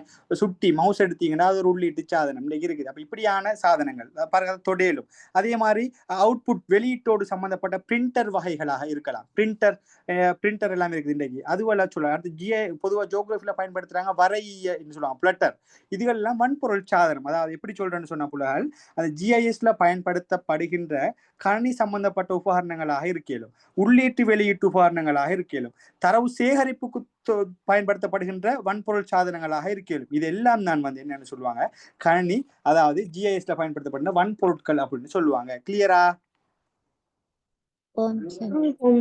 இது கட்டாயமா ஜிஐஎஸ்ல இருக்கும். பாருங்க இன்னைக்கு ஜிஐஎஸ்ல முதலாவது தரவுகளை நீங்க உள்ளுக்கு போடணும்னா அதுக்கு டேட்டா இன்சர்ட் பண்ண போறீங்க, இல்லாட்டி ஏதோ ஒரு கீபோர்ட் ஒரு வகை உங்களுக்கு தேவைப்பட போகுது, விளங்குதா? இல்லாட்டி அங்க பயன்படுத்தப்படும். இன்னைக்கு நான் சொன்னேன் ஜிஐஎஸ் அதிகமா சாஃப்ட்வேர் எல்லாம் பெரிய பெரிய கெப்பாசிட்டியில இருக்கும். அப்ப அது கொஞ்சம் வெயிட்டான ஆக்கள் சும்மா எல்லா ப்ராசஸிங்லையும் போடலாம். அப்ப அதுக்குரிய அந்த ஹார்ட் டிஸ்காக இருக்கலாம், அதுக்குரிய அந்த ரெம்மாக இருக்கலாம், ப்ராசஸிங்காக இருக்கலாம், அதெல்லாம் இருக்கணும். அதெல்லாம் தான் என்னென்னு சொல்லப்படுது, அதில் உள்ள வன்பொருள் என்ற விஷயம் தீர்மானிக்கப்படுது, விளங்குதா? அதே மாதிரி உள்ளீட்டு சாதனத்துக்குள்ள வர ஸ்கேனிங் டிவைசஸ் ஆயிருக்கலாம், வெளியீட்டோடு சம்பந்தப்பட்ட பிரிண்டர், ஸ்கிரீன். இன்றைக்கு நீங்க படத்தை அவுட் பண்ணி படத்துல போட்டு காட்ட போறீங்கன்னா ஒரு நல்ல ஒரு திரை மொனிட்டர் ஒன்று இருக்கணும். அப்போ மொனிட்டர் கூட ஒரு வன்பொருள் சாதனமாக கொள்ளப்படும். அப்போ இதெல்லாம் அந்த ஜிஐஎஸ்ட வன்பொருள் அப்படின்றதுக்குள்ள வர விஷயம். சரி, அந்த ஜிஐஎஸ்ட கூறுகளோட வன்பொருள் என்றதுதான் இது. அதே சமயம் மென்பொருள் அப்படின்னு சொல்றது என்னன்னு சொன்னா நம்ம அதுல வேலை செய்யறதுக்கு உதாரணத்துக்கு டேட்டாக்கள் நம்மகிட்ட இருக்கும். அந்த டேட்டாக்களை எனலைஸ் பண்ற ஆக்கள் தான் இந்த மென்பொருட்கள், சாஃப்ட்வேர் அப்படின்னு சொல்லக்கூடிய ஆக்கள், சரிதானே? அதாவது ஒவ்வொரு வேலையும் செய்து முடிப்பதற்கு இந்த மென்பொருள் தான் பயன்படுத்தப்படுது. நம்ம இன்னைக்கு நீங்க உங்கள்கிட்ட டேட்டாவும் இருக்குது, வன்பொருளும் இருக்குது, எல்லாம் இருக்குது, பயனரும் இருக்கிறாங்க, ஒரு மெத்தடாலஜியும் இருக்குது. ஆனா அதை செய்யறதுக்குரிய சாஃப்ட்வேர் இல்லாட்டி அது எதுல நம்ம செய்வோம், விளங்குதா? விளையாடுறது கிரவுண்ட் இல்லைன்ற மாதிரி, எல்லாம் இருந்து கிரவுண்ட் இல்லைன்ற மாதிரி அந்த சாஃப்ட்வேர் இல்லைன்ற போல நமக்கு செய்ய இயலாது. அப்ப சாஃப்ட்வேர் அப்படின்னு சொன்னா இன்னைக்கு நான் சொன்னேன் உங்களுக்கு ஆரம்பத்திலேயே, ஜிஐஎஸ் அப்படின்றது ஒட்டுமொத்தமாக நவீன படவரை கலைகள் அப்படின்னு சொல்றது அதுல மிக முக்கியமான ஒரு நுட்பம் தான் இந்த ஜிஐஎஸ். ஆகவே இந்த ஜிஐஎஸ் மிக முக்கியமாக மென்பொருளை அடிப்படையாக கொண்டு இயங்குது. இன்றைக்கு நான் சொன்னேன் ஜிஐஎஸ் அநேகமான தயாரிப்புகள் எங்க இருக்குதுன்னு சொன்னால் எஸ்ரி நிறுவனத்திடம் தான் இருக்குது. நல்லா விளங்கி கொள்ளணும். எம்சிக்குள்ள எங்கேயாவது ஒருத்தர் கேட்டா எழுதி கொள்ளணுமே, எஸ்ரி நிறுவனத்தில தான் இருக்குது புள்ளல். அப்ப இதுல சாஃப்ட்வேர்கள் தான் இன்றைக்கு ஒரு ஃபேமஸான ஒரு அமைப்புல இருக்குது, அதிகமா பயன்படுத்தப்படுகிற ஒரு அமைப்புலையும் இருக்குது. அப்ப இந்த மென்பொருட்கள் மிக முக்கியமானதாக காணப்படுது. இந்த மென்பொருட்களுக்கு உதாரணத்துக்கு நம்ம சொல்லிடும் போல நிறைய இருக்குது. ArcGIS இருக்குது, சரிதானே? ArcGIS, குளோபல் மெப்பர், சாகா ஜிஐஎஸ், மெப்பின்ஃபோ. இன்னைக்கு ArcGIS ப்ரோ எல்லாம் வந்துட்டு போல, சரிதானே? இப்படி ஒவ்வொரு காலத்துக்கு ஏற்ப புது புது ஃபீச்சர்ஸோட புது புது விஷயங்களை உள்ளுக்கு இன்னைக்கு ஒவ்வொரு போன் ஒவ்வொரு அப்டேட் ஆகுது இல்லையா, வருஷத்துக்கு ஒரு ஏதோ ஒரு விஷயத்தை ஃபீச்சர்ஸை போடுவான்னு தானே. அதே மாதிரி இந்த ஜிஐஎஸ்ல மென்பொருட்களும் காலத்துக்கு காலம் பல விஷயங்கள் துல்லியத்தோட ஒரு ஆக்டிவ்னஸோட ஒரு புத்துணர்ச்சியோட என்ன செய்யுதுன்னு சொன்னா புள்ளால் ஒரு அட்வான்ஸ் ஏதாவது ஒரு ஃபீச்சர்ஸை கொண்டு உருமாறிட்டே வருகிறது என்ற விஷயத்தை விளங்கிக் கொள்ளுங்க. இதுதான் இந்த மென்பொருள் சம்பந்தப்பட்ட விஷயம். அதாவது நம்ம இந்த ஜிஐஎஸ்ல பயன்படுத்தப்படுகின்ற வன்பொருட்கள் இருக்கும். அப்ப தரவுகள் இருக்கும், அந்த டேட்டாக்களை பகுப்பாய்வு செய்வதற்கு கட்டாயமாக இந்த மென்பொருட்கள் தேவை. இந்த மென்பொருட்கள் தான் ஜிஐஎஸ்ல மிக முக்கியமான கூறுகளாகவும் காணப்படுகிறது. சரிதானே? கிளியரா? வன்பொருள் மென்பொருள் என்ற விஷயத்தை கொஞ்சம் நல்லா விளங்கிக் கொள்ளணும். கிளியர் தானே? இதுல உங்கள்கிட்ட மேக்சிமம் ஏதாவது ஒரு மூணு விளக்க சொல்லியும் கேட்கலாம். கூறுகளை குறிப்பிட்டு 3 விளக்கு இல்லாட்டி 2 விளக்குன்னு கேட்கலாம். அப்ப விளக்கம் செல்லும் போது நான் சொன்ன எனக்கு விளக்கம் எழுத தெரியும். மென்பொருள்னா நான் சொன்ன விஷயம் வரணும், விளங்குதா? அந்த மென்பொருளை பத்தி அங்க பேசியிருக்கணும். மென்பொருளுக்கு 1-2 உதாரணங்களும் சொல்லி இருக்கணும். மெப்பின்ஃபோன்னு சொன்னேன், ArcGIS விளங்குதா? குளோபல் மெப்பர்னு இருக்கிறது, அடுத்தது வந்து சாகா ஜிஐஎஸ்ன்னு இருக்குது. அப்படி இல்லாம இப்படி சொன்னா கூட எக்ஸெப்ட் பண்ணுவான். ஜிஐஎஸ் அநேகமான மென்பொருட்கள் எஸ்ட்ரி நிறுவனத்திடம் காணப்படுகிறது அப்படின்னு சொல்லலாம். நம்ம மென்பொருளை சொல்லக்கூட விளங்குதா? இதெல்லாம் மென்பொருள் சம்பந்தப்பட்ட விஷயமாக இருக்குது. அதே சமயம் பயனாளர்கள் அப்படின்னு சொல்றாக்கள் யாருன்னு சொன்னா யூசர், அதை பயன்படுத்துற ஆக்கள். இன்றைக்கு பீப்பிள், இன்றைக்கு அதை பயன்படுத்துற வண்டிக்கு பல்கலைக்கழக மாணவர்கள் பயன்படுத்துறாங்க, அவன் ஒரு யூசர். அதுல வேலை, உதாரணத்துக்கு ஏதாவது ஒரு ஆஃபீஸ் வைஸா வேலை செய்யறவன் அது அதனுடைய யூசர். அதை பயன்படுத்துற ஆக்கள் தான் அதோட யூசராக கொள்ளப்படுவாங்க. அது அந்த அளவு இம்பார்ட்டன்ட் உண்டு இல்ல. அடுத்தது வந்து மெத்தடாலஜி பாருங்க, முறையியல். விளங்குதா? அப்ப யூசர் அப்படின்றது நல்லா விளங்கி கொள்ளுங்க. இந்த யூசர்ன்றதுக்குள்ள நீங்க எழுதினா என்னத்து எழுதுவீங்க? ஒரு ஐடியா ஒன்று இருக்கா? சும்மா எல்லாரும் யூஸ் பண்ணிடுமா? தொழில்நுட்ப நிபுணர். Very good. அதாவது வந்துமா, இது சம்பந்தப்பட்ட பயிற்சி பெற்றவர் தான் அதுல போய் ஹேண்டில் பண்ணுவார். இன்னைக்கு இது சம்பந்தமா உங்களுக்கு எம்எஸ் எக்ஸலை பத்தி தெரியா? சும்மா எக்ஸலை சொல்றேன், எக்ஸலை பத்தி ஒன்றுமே தெரியா?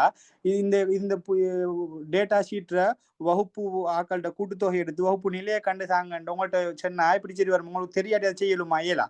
அப்ப அதான் அந்த விஷயம் என்னன்னு சொன்னா, நம்ம செய்ய போறோமா அந்த பயணி, அந்த யூசருக்கு அது சம்பந்தமான ஒரு அறிவு இருக்கணும், ஒரு பயிற்சி இருக்கணும், அந்த அது சம்பந்தமான துறை ரீதியான நிபுணத்துவம் ஒன்று இருக்கணும். புலல் பொதுவா சொல்லணும்னு சொன்னா இன்னைக்கு ஜிஐஎஸ் சாஃப்ட்வேர்களை ஹேண்டில் பண்ற அளவுக்கு ஒரு ஒரு நாலேஜ் இருந்தா போதும். பெருசா 100% எதிர்பார்க்க தேவையில்ல. புலல் அதை ஒன் பண்ணி அந்த டேட்டாக்களை ஸ்டோர் பண்ணி அதை ஓரளவு பகுப்பாய்வு செய்யக்கூடிய ஒரு ஃபெசிலிட்டி இருந்தா அவர் தான் யூசராக கொள்ளப்படுவார். அதை பாவிக்கிற எல்லாருமே யூசர் ஆகையில் அது புள்ள இன்னைக்கு விளங்குதா? யூசர்னு கூட சொல்லணும். அது சம்பந்தப்பட்ட பயிற்சி பெற்றவர்களாக இருக்கலாம், நிபுணத்துவம், அது சம்பந்தப்பட்ட தொழில்நுட்ப வல்லுநர்கள். விளங்குச்சா? அதே சமயம் இந்த ஜிஐஎஸ் அதிகமான இன்ஜினியர்ஸ் மாதிரி எல்லாம் பயன்படுத்துறாங்க போல. என்ன சொன்னா இன்னைக்கு இந்த மெப்பிங் இருக்குதானே, குவான்டிட்டி சேவரிங் சொல்லுவாங்க, QS. இது வந்து ஜிஐஎஸ் பேஸ் பண்ணி தான் இருக்கும் போல. நீங்க விசாரிச்சு பாருங்க, ஜிஐஎஸ் பேஸ் பண்ணி தான் இருக்கும் கட்டாயமாக. இன்னைக்கு உதாரணத்துக்கு நான் சொல்றேன் என்னன்னு சொன்னா, ஜியோகிராஃபி ஸ்பெஷல் எடுக்கிற ஸ்டூடெண்ட்ஸுக்கு வந்து நாங்களும் ஒரு ஒர்க் ஷாப் ஒன்று நான் பேசியிருந்தேன். ஒரு 1 வீக் வந்து இன்ஜினியரிங் ஃபேக்கல்ட்டில ஒரு QS ஒர்க் ஷாப் ஒன்று நடக்கும் போல இந்த ஜிஐஎஸ் எடுக்கிற ஆக்களுக்கு. அதாவது இந்த டேட்டாக்கள் எப்படி எடுக்கிற, அடுத்து அவங்க வந்து தெரியுமா ரோட்ல எல்லாம் சும்மா நின்றுட்டு அளந்துட்டு எல்லாம் நிற்பாங்க, சேவரிங் கண்டிருக்கிறீங்களா? எங்க சரி சும்மா ரோட்ல ஹெல்மெட் ஒன்றை மாட்டிட்டு நிற்பாங்க, கண்டில்லையா நீங்க? சும்மா கண்ணாடி ஒன்று அதை போட்டுட்டு அதுக்கால ஏதோ ஒன்று டெலஸ்கோப்பால பாக்குற மாதிரி எல்லாம் பார்ப்பாங்க. அப்ப இது மாதிரி ஒன்று இருக்கும். இது வந்து பொறியியலாளர்கள் தான் யூஸ் பண்ணுவாங்க. இந்த அறிவை வந்து ஜிஐஎஸ் ஸ்டூடெண்ட்ஸுக்கு யூனிவர்சிட்டி கொடுக்கும் போல. நீங்க யூனிவர்சிட்டி போயிட்டு பாருங்க. நாங்க ஒரு 1 வீக் ஒர்க் ஷாப் ஒன்று செஞ்சோம். அவங்க ஒவ்வொரு யூனிவர்சிட்டியாலையும் செய்து பேராதனியில் எங்க கூட்டி போனாங்கன்னு சொன்னா இங்கே ஒரு இடத்துக்கு கூட்டிட்டு போய் செஞ்சிருந்தாங்க. அப்படி நாங்கள் யூனிவர்சிட்டிக்குள்ளுக்கே செஞ்சோம் எங்களோட ஒர்க் ஷாப். அப்படி ஒவ்வொன்று இருக்கும். அப்ப இப்படியான விஷயங்கள் அந்த இதுகள் இருக்கும். அப்ப இந்த பயனாளர்கள் அப்படின்றது அது சம்பந்தப்பட்ட ஒரு நிபுணத்துவம் வாய்ந்த பயனாளர்களாக இருக்கணும், யூசராக இருக்கணும். அடுத்தது முறையியல், மெத்தடாலஜி புலல். அதாவது இந்த ஜிஐஎஸ் செயற்பாடுகளை நடைமுறைப்படுத்தும் போது அதற்கான ஒரு செட் ஆஃப் ரூல்ஸ் ஒன்று இருக்குது. ஒரு இது இப்படித்தான் உள்ளீடு செய்யணும், இது இப்படித்தான் தயாரிக்கணும், ஒரு மெத்தடாலஜி ஒன்று இருக்குது. புலல் இன்றைக்கு ஒரு ரிசர்ச் ஒன்று செய்ய போறீங்கன்னு சொன்னால் ரிசர்ச்சினுடைய இதயமாக பார்க்கப்படுவது வந்து மெத்தடாலஜி. புலல் நல்லா விளங்கிக் கொள்ளணும். மெத்தடாலஜின்னு சொல்றது அதாவது முறையியல். நீங்க எப்படி செய்ய போறீங்க? உதாரணத்துக்கு இந்த ஜிஐஎஸ் நீங்க ஒரு படம் ஒன்று செய்ய போறீங்கன்னா நீங்க எப்படி டேட்டாவை எடுக்க போறீங்க, எந்த வகையான டேட்டாவை எடுக்க போறீங்க? தரவுகள் இருக்குது, ராஸ்டர் டேட்டா இருக்குது, வெக்டர் டேட்டா இருக்குது. அப்ப எப்படிப்பட்ட தரவு எடுத்து செய்ய போறீங்க? நீங்க ஃபீல்ட்ல போய் எடுக்க போறீங்களா, இல்லாட்டி செகண்டரி டேட்டா அதை எடுத்து வச்ச டேட்டாவை எடுக்க போறீங்களா? இப்படின்னு அதை நீங்க ஒரு பிளேன் ஒன்று பண்ணிக்கணும். ஒரு முறையில் மெத்தடாலஜிக்குள்ள கொண்டு வந்திருக்கணும். அதுல அது நம்ம அந்த மெத்தடாலஜி கட்டாயம் இருக்கணும். ஜிஐஎஸ் என்னன்னு சொன்னா இப்ப வன்பொருளும் இருக்குது, மென்பொருளும் இருக்குது, யூசரும் ஓகே, அதுல வேலை செய்யற ஆக்களும் தெரியும், டேட்டாக்களும் வந்துட்டு பிறகு அந்த மெத்தடாலஜின்னு சொல்றது என்னன்னு சொன்னா வந்துமா பிளானிங்.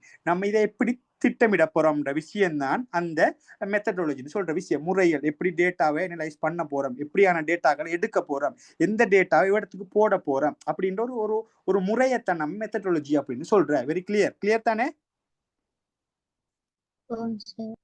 ஓகே. அடுத்து இறுதியா உள்ளதுதான் தரவு. இது மிக மிக முக்கியம். வந்துமா தரவு இது வந்து மிக மிக முக்கியம். சரிதானே?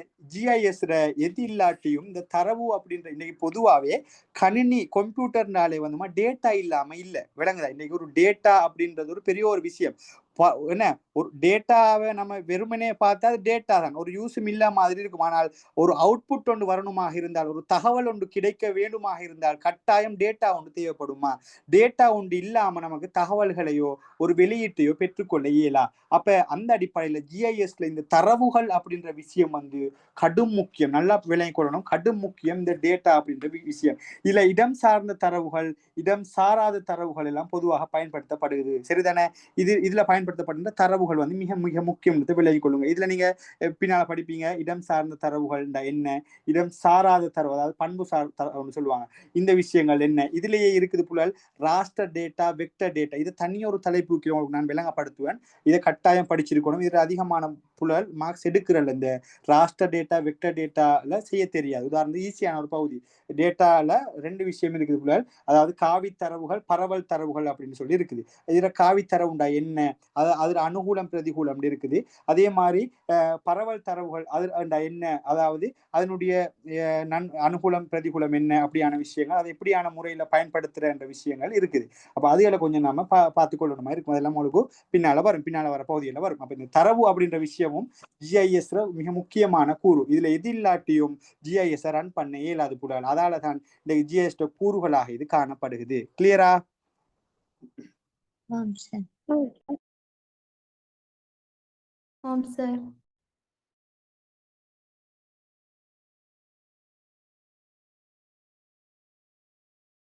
அடுத்த விஷயம் புலல், இதுல வர அந்த பின்னால வர தரவுகள் அப்படின்ற விஷயத்தை நான் பின்னால அப்படி ஒரு பெரிய ஒரு தலைப்பா எடுத்து திருப்ப நான் தரவுகளை டீப்பா ஒருக்கா விளங்கப்படுத்துவேன்.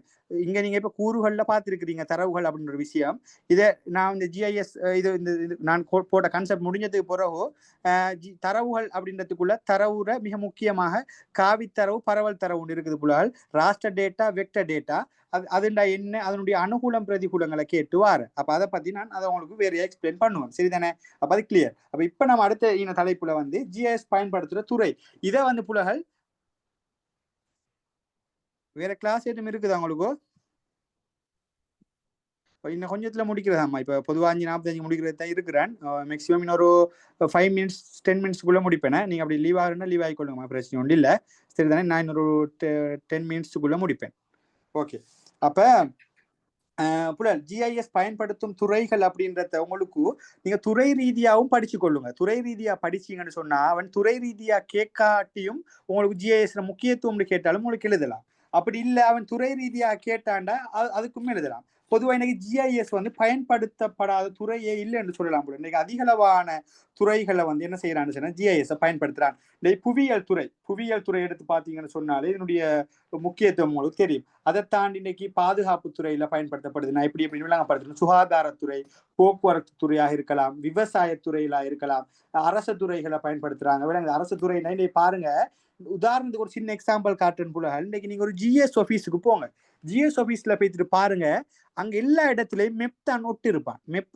இல்லாட்டி ஒரு ஜிஎஸ் ஆபீஸ் இல்லாட்டி ஒரு டிஎஸ் ஆபீஸுக்குள்ள போயிட்டு பாருங்க, காணி சம்பந்தமான படம் ஒன்று இருக்கும், ஒரு நில பயன்பாடோடு சம்பந்தப்படுத்தப்பட்ட படம் இருக்கு. இப்படி நிறைய படங்களை நீங்க ஒப்சர்வ் பண்ணுவீங்க. இதெல்லாம் ஜிஐஎஸ் கொண்டு செஞ்ச படம் தான். கிளியரா? இதெல்லாம் ஜிஐஎஸ் கொண்டு செஞ்ச படம் தான். அப்ப நீ புவியியல் துறையை நீங்க எடுத்து பாத்தீங்கன்னு சொன்னா புலகள் இன்றைக்கு எல்லா விஷயத்துக்கும் பயன்படுத்துறான். இன்றைக்கு சகல விதமான ஆய்வுகள் எடுத்தாலும் அதுக்கு இந்த ஜிஐஎஸ் தான் பயன்படுத்தப்படுது புலல். இன்றைக்கு என்னென்ன ஜியோகிராபியில ஸ்பெஷல் செஞ்ச வண்டியில புலல் எல்லா துறைக்காரனுக்கும் இன்றைக்கு நான் என் கண்ணால கண்ட ஒரு உண்மை சில விஷயங்கள் என்னென்ன புல, இன்னைக்கு யூனிவர்சிட்டி வைஸ் இல்லாட்டி ஏதோ ஒரு ரிசர்ச்ல தலைப்பு வேறொரு பாடம் எடுக்கிறார்கள், ரிசர்ச் செஞ்சாலும் உதாரணத்துக்கு ஒரு ஆள் இருக்காருன்னு வச்சுக்கோங்களேன், ஒரு ஆள் கண்டி பிறப்பிடமாக கொண்ட ஒரு ஆள்டா இன்னைக்கு இந்த கண்டி மாவட்டத்துக்கான ஒரு ஆய்வு பிரதேசம் ஒன்று செய்யணும்னு சொன்னா அது எல்லாராலையும் செய்ய இயலாது. நான் அது வாரண்டி பண்ணுவேன். ஜிஐஎஸ் ஸ்டூடெண்ட்ஸால மட்டும்தான் ஒரு ஆய்வு பிரதேசத்தை உருவாக்க முடியும். அதாவது ஆய்வு பிரதேசம்னு சொல்றது அந்த கண்டியை மட்டும் கட் பண்ணி எடுக்கணும் போல. விளங்குது அவங்களுக்கு சொல்ற விஷயம்.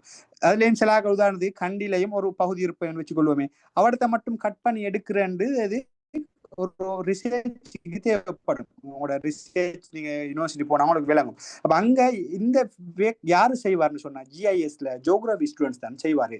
சரிதானே? அந்த புவியியல் வேலை, அதாவது ரிசர்ச்ல, அதாவது ஆய்வு பிரதேசத்தை கட் பண்ணி எடுக்கிற விஷயம் இது சாதாரண செய்யற வேலை. இதை தாண்டி எவ்வளவு ஆய்வுகளுக்கு இடையே புவியியல் துறையில ஜிஐஎஸ் பயன்படுத்தப்படுது. இன்னைக்கு விவசாய நிலங்களை மதிப்பிடுவதா இருக்கலாம், உயிரினங்களை பார்க்கறதா இருக்கலாம், ஈரநிலங்களை ஒப்சர்வ் பண்ணுறது, இன்னைக்கு இயற்கை அனர்த்தங்களை பார்க்கறது, விளங்குதா? சகல விஷயத்திலையும் வந்து இன்னைக்கு ஜியோகிராபிக்கலா பொதுவாக புவியியல் துறையில வந்து இன்னைக்கு ஜிஐஎஸ் பயன்படுத்தப்படுது புலல். அடுத்து இன்னைக்கு பாதுகாப்பு துறையில அதிகமா பயன்படுத்துறாங்க. இன்னைக்கு பாதுகாப்பு துறையில இன்னைக்கு உங்களுக்கு தெரியும் இராணுவம், கடற்படை, இன்னைக்கு பாருங்க இதுகள் இல்லாம ஜிஐஎஸ் இன்னைக்கு ட்ரெக் பண்ணுவோம், ஒருத்தர இது பண்ணி பிடிக்கிறது எல்லாம் ஜிபிஎஸ், விளங்குதா? அதெல்லாம் இன்னைக்கு இந்த ஜிஐஎஸ் ஃபெசிலிட்டி தான். அது இல்லாம பாதுகாப்பு துறை இல்லை. இன்னைக்கு இராணுவமா இருக்கலாம், கடற்படை, இன்னைக்கு விமான போக்குவரத்துன்னு ஒண்ணு நடக்குது தானே புலல். விமான போக்குவரத்து துறையிலேயே விமான போக்குவரத்துன்றது மிக முக்கியமா ஜிஐஎஸ் பேஸ் பண்ணித்தான் இருக்குது. சரிதானே? ஓகேம்மா, நீங்க லீவ் ஆகுங்க, பிரச்சனை இல்லை, ரெக்கார்டிங் வருமே. அப்ப இந்த விஷயம் இதெல்லாம் துறை ரீதியாக பார்க்கணும் புலல். இதெல்லாம் நார்மலா நீங்க விளங்கி வச்சுக்கொள்ளுங்க. இதெல்லாம் உங்களுக்கு நான் பேப்பர் செய்யும் போது உங்களுக்கு இன்னும் கொஞ்சம் டீப்பாக விளங்கப்படுத்துவேன். சரிதானே? அடுத்து விவசாயத்துறையில எப்படி ஜிஐஎஸ் பயன்படுத்தப்படுதுன்னு சொல்லி கேட்டா சும்மா செல்ல தெரியணும். இதான் புள்ள அந்த நாலேஜ், விளங்குதா? நம்ம ஒரு கான்செப்ட் எடுத்தா விளங்கப்படுத்த தெரியணும். இது இந்த ஆற்றல் ஜியோகிராஃபில உங்களுக்கு உருவாகுமா இருந்தா நீங்க எல்லாரும் ஒரு 85 தாண்டினையே லேசா எடுப்பீங்க. ஒரு அந்த கான்செப்டை சொன்னா எக்ஸ்பிளைன் பண்ண தெரியணும். இப்ப விவசாயத்துறைண்டா இன்னைக்கு பாருங்க நிலங்களை எப்படி பகுப்பாய்வு செய்யணும். இன்னைக்கு மண்ட தரத்தை கூட ஜிஐஎஸ் வச்சு பார்க்கணும். நல்ல விலையை கொடுங்க, மண்ட தரம். அப்ப இந்த பிரதேசத்துல இந்த பயிர் செய்கையை தான் செய்யணும்னு கூட இன்னைக்கு ஜிஐஎஸ் அனலைஸ் பண்ணி சொல்லும். அப்ப அதை பார்க்கலும் விவசாயத்துல. அடுத்தது இன்னைக்கு ஜிஐஎஸ் கொண்டு இன்னைக்கு ட்ரோன் தெரியுமா? ட்ரோன் தொழில்நுட்பம். இன்னைக்கு ட்ரோன் தொழில்நுட்பத்தை விவசாயத்துல பயன்படுத்துறாங்க. அதாவது பெரிய ஏக்கர் கணக்குல உள்ள வயல்களுக்கு கிருமி நாசினிகள் தெளிப்பதாக இருக்கலாம், நீர்ப்பாசனம் செய்வதாக இருக்கலாம். சகலத்துக்கு என்ன செய்யறாங்கன்னு சொன்னா ஜிஐஎஸ் செட்டிங் பண்ணி இந்த ஏரியாக்குள்ள உட்பட்ட பரப்புகளை டார்கெட் பண்ணி ஜிபிஎஸ் செட் பண்ணி என்ன செய்யறாங்கன்னு சொன்னா அந்த ட்ரோனை செட் பண்ணி அனுப்புறாங்க. அது என்ன செய்யுதுன்னு சொன்னால் அந்த கிருமி நாசினிகளை தெளிச்சிட்டு அடிச்செடுத்துக்கே வருது புள்ள. நீங்க கண்டுக்கிறீங்களா இப்படிப்பட்ட வீடியோக்கள்? இளங்கடை இப்ப அறிமுகமாயிட்டு புள்ள. ஃபாரின் கல்ச்சர் வந்து இப்ப இதுக்கு முதலே வந்துட்டு இளங்கடை எல்லாம் இதை அறிமுகப்படுத்துறாங்க. ட்ரோனை வச்சு இன்னைக்கு இந்த மாதிரி வேலையில் விவசாயத்துல பயன்படுத்துறது கண்டுக்கிறீங்களா? இங்க சரி. ஓ சார். ஓ எஸ், இதெல்லாம் இந்த ஜிஐஎஸ் பயன்படுத்துற துறைகள் தான், விளங்குதா? விவசாயத்துல பயன்படுத்துறாங்க. இன்னைக்கு மண்ட தரமிழப்பு சம்பந்தமா மண்ணை பத்தி பாக்குறது, விளங்குதா? இது எல்லாத்துலயும் வந்து இதைத்தான் பயன்படுத்துறாங்க. அடுத்து இன்னைக்கு சுகாதாரத்துறைகள், அரச துறைகள் பாருங்க. இன்னைக்கு ஒரு தேர்தல் காலத்தை எடுத்தால் அந்த கருத்து கணிப்புகள் கூட இன்னைக்கு ஜிஐஎஸ் தான். அடுத்து தேர்தல் அந்த நிர்வாகங்களை பிரிக்கிறது, இத்தனை சனத்தொகை பாருங்க, இதெல்லாம் ஜிஐஎஸோடு சம்மந்தப்பட்ட. இன்னைக்கு நீங்க டேட்டாக்கள் எல்லாம் எடுக்கிறேன்னு சொன்னா இவ்வளவு கஷ்டப்படும். ஆனா ஜிஐஎஸ்ல நீங்க ஒரு டேட்டாவை எடுத்து அனலைஸ் பண்ண போறீங்கன்னு சொன்னா ஆக ஈஸி புள்ள. ஒரு குடித்தொகையெல்லாம் ஈஸியா எடுக்கலாம். விளங்க 2012ஆம் ஆண்டு சனத்தொகை எடுத்து செய்ய போறீங்கன்னா அந்த தரவு இருந்தா போதும், உங்களுக்கு ஒட்டோவா டேட்டா கால்குலேட் பண்ணி அனலைஸ் பண்ண அவுட்புட்டை தரும். அப்ப இந்த அளவு ஃபெசிலிட்டி கொண்டது ஜிஐஎஸ்.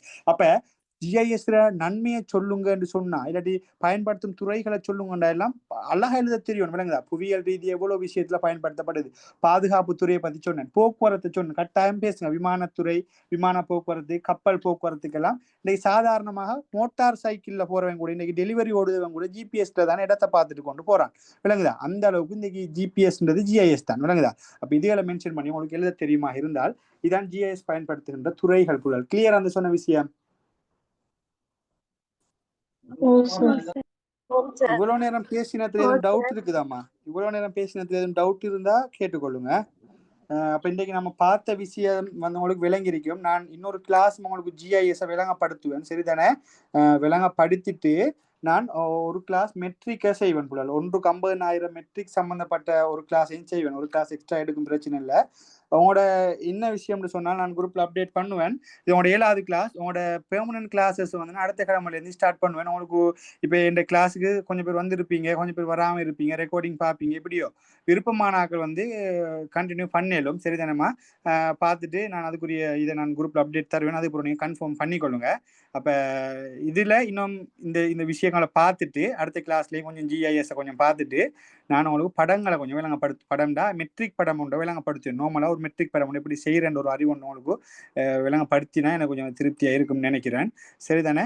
அப்போ இதை பார்த்துட்டு தான் உங்களோட அந்த 8 கிளாஸ் முடியும். மேக்ஸிமம் இன்னொரு கிளாஸ் கூட எடுக்கும், பிரச்சனை இல்லை. ஓகே, அப்போ இது 7 கிளாஸ் முடிச்சிருக்குது. அப்போ இன்றைக்கு பார்த்த விஷயம் உங்களுக்கு கிளியரா புள்ள? உண்மைக்கு திருப்தியாக இருக்குதா? பார்த்த விஷயங்கள் எதுவும் டவுட்டா?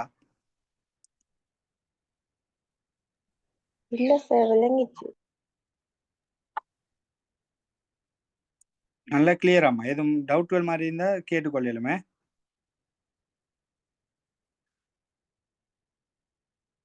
அப்ப இன்றைய பார்த்த விஷயம் தெரியும் தானே? தேசப்படம்டா என்னன்னு சொல்லி பார்த்தேன். வரைவிலக்கணம் ஒரு 2-3 வரைவிலக்கணம் சொன்னேன். ஏதாவது ஒன்று ஐடியாவில் எடுத்துக்கொள்ளணும். தேசப்படங்கள் வகைகள்ன்றது கருப்பொருள் தேசப்படம், இடைவிலக்க தேசப்படம். அப்படின்டா என்னன்னு சொன்னேன். இடைவிலக்க தேசப்படம்டா என்னன்னு சொன்னேன். அதனுடைய சிறப்பு, அதனுடைய பயன்பாடு சம்பந்தப்பட்ட விஷயத்தை பேசினேன். அதே மாதிரி கருப்பொருள் படம்டா என்ன, அதனுடைய சிறப்பு, அதனுடைய பயன்பாடு சம்பந்தமாக பேசினேன். அது பிறகு மரபு ரீதியான படமாக்களுக்கும் கருப்பொருள் படமாக்களுக்கும் இடையிலான மரபு ரீதியான படத்துக்கும் இந்த நவீன படமாக்களுக்கும் உள்ள வித்தியாசத்தை பத்தி பேசினேன். ஒற்றுமைகளையும் கொஞ்சம் சொல்லித்தந்தேன். நல்ல நினைவு வச்சுக்கொள்ளுமே, ஒற்றுமைகளை பத்தியும் பேசினேன். அதுக்கு பிறகுதான் பிரதானமாக நவீன படவரைகளுக்குள்ள வந்த புலர். நவீன படவரைகளையில் தான் 3 நுட்பங்கள் பயன்படுத்தப்படுகிறது. புதிய நவீன படவரைகளைகள் GIS, GPS, RS. அதுல உங்களுக்கு GIS தான் இப்ப ஸ்டார்ட் பண்ணிருக்கிறேன். இதுல GIS என்ன, அதாவது புவியியல் தகவல் முறைமை என்ன அப்படின்ற விஷயத்தை வந்து நீங்க பாத்தீங்க, அப்படித்தானே? அதை பாத்தீங்க. அதுக்கு பிறகு பிரதானமா அதனுடைய ஒரு ஷார்ட் அண்ட் ஸ்வீட்டா அதனுடைய ஒரு ஹிஸ்டரி ஒன்று சும்மா நோமலா சொல்லியிருந்தேன். உங்களுக்கு அந்த வரலாறை பத்தி எல்லாம் கேட்டு வாரன்றது குறவு பிள்ளை, சரிதானே? வரலாறுன்றது வந்து கேட்டு வாரது குறவு, சரிதானே? அடுத்தது மிக முக்கியமாக GIS கூறுகளை பத்தி விளங்கப்படுத்தியிருந்தேன். மிக முக்கியமான கொம்பனன்ஸாக இருக்குது இந்த 5 கூறுகள்: வன்பொருள், மென்பொருள், பயனாளர்கள், முறையியல், தரவு. இந்த விஷயத்தை விளங்கப்படுத்தியிருந்தேன். அப்ப இன்றைக்கு பார்த்த விஷயம் இவ்வளவு இருக்குது. இதுல ஏதும் டவுட் இருந்தா கேட்டுக்கொள்ளும். இல்ல இதுக்கு முதல்ல 6 கிளாஸ்ல உள்ள ஏதும் டவுட் இருந்தாலும் கேட்டுக்கொள்ள இன்னொரு 5 மினிட்ஸ் முடிக்கிறேன். அப்படி டவுட் இல்லாட்டி முடிச்சுக்கொள்ளும். எதுவும் இந்த ஃபீட்பேக் ஒன்று சொல்லுங்களேம்மா. கிளியர் தானே? சொன்ன விஷயம் ஓகே தானே?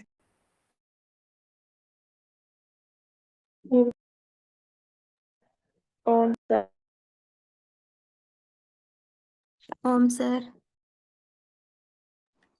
ஓகே தானே? அப்ப உங்களோட அடுத்த கிளாஸ் வந்து நான் ஞாயிற்றுக்கிழமை போடுவேன். ஞாயிற்றுக்கிழமையோட உங்களோட ஃப்ரீ கிளாஸ் எல்லாம் முடிகிற செட்டப்ல தான் இருக்கும். ஓகே, அதோட உங்களுக்கு அங்கால கிழமையோடய உங்களோட பெர்மனன்ட் கிளாஸஸ் எல்லாம் ஸ்டார்ட் ஆகும்.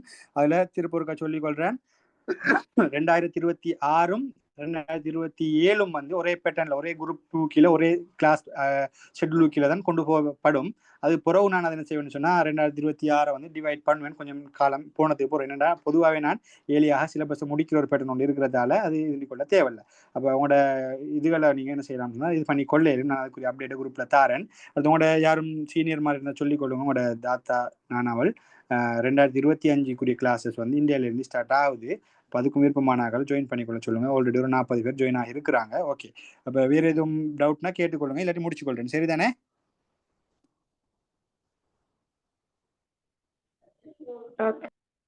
ஓகே, அப்போ முடிச்சுக்கொள்றேன். ஓகே.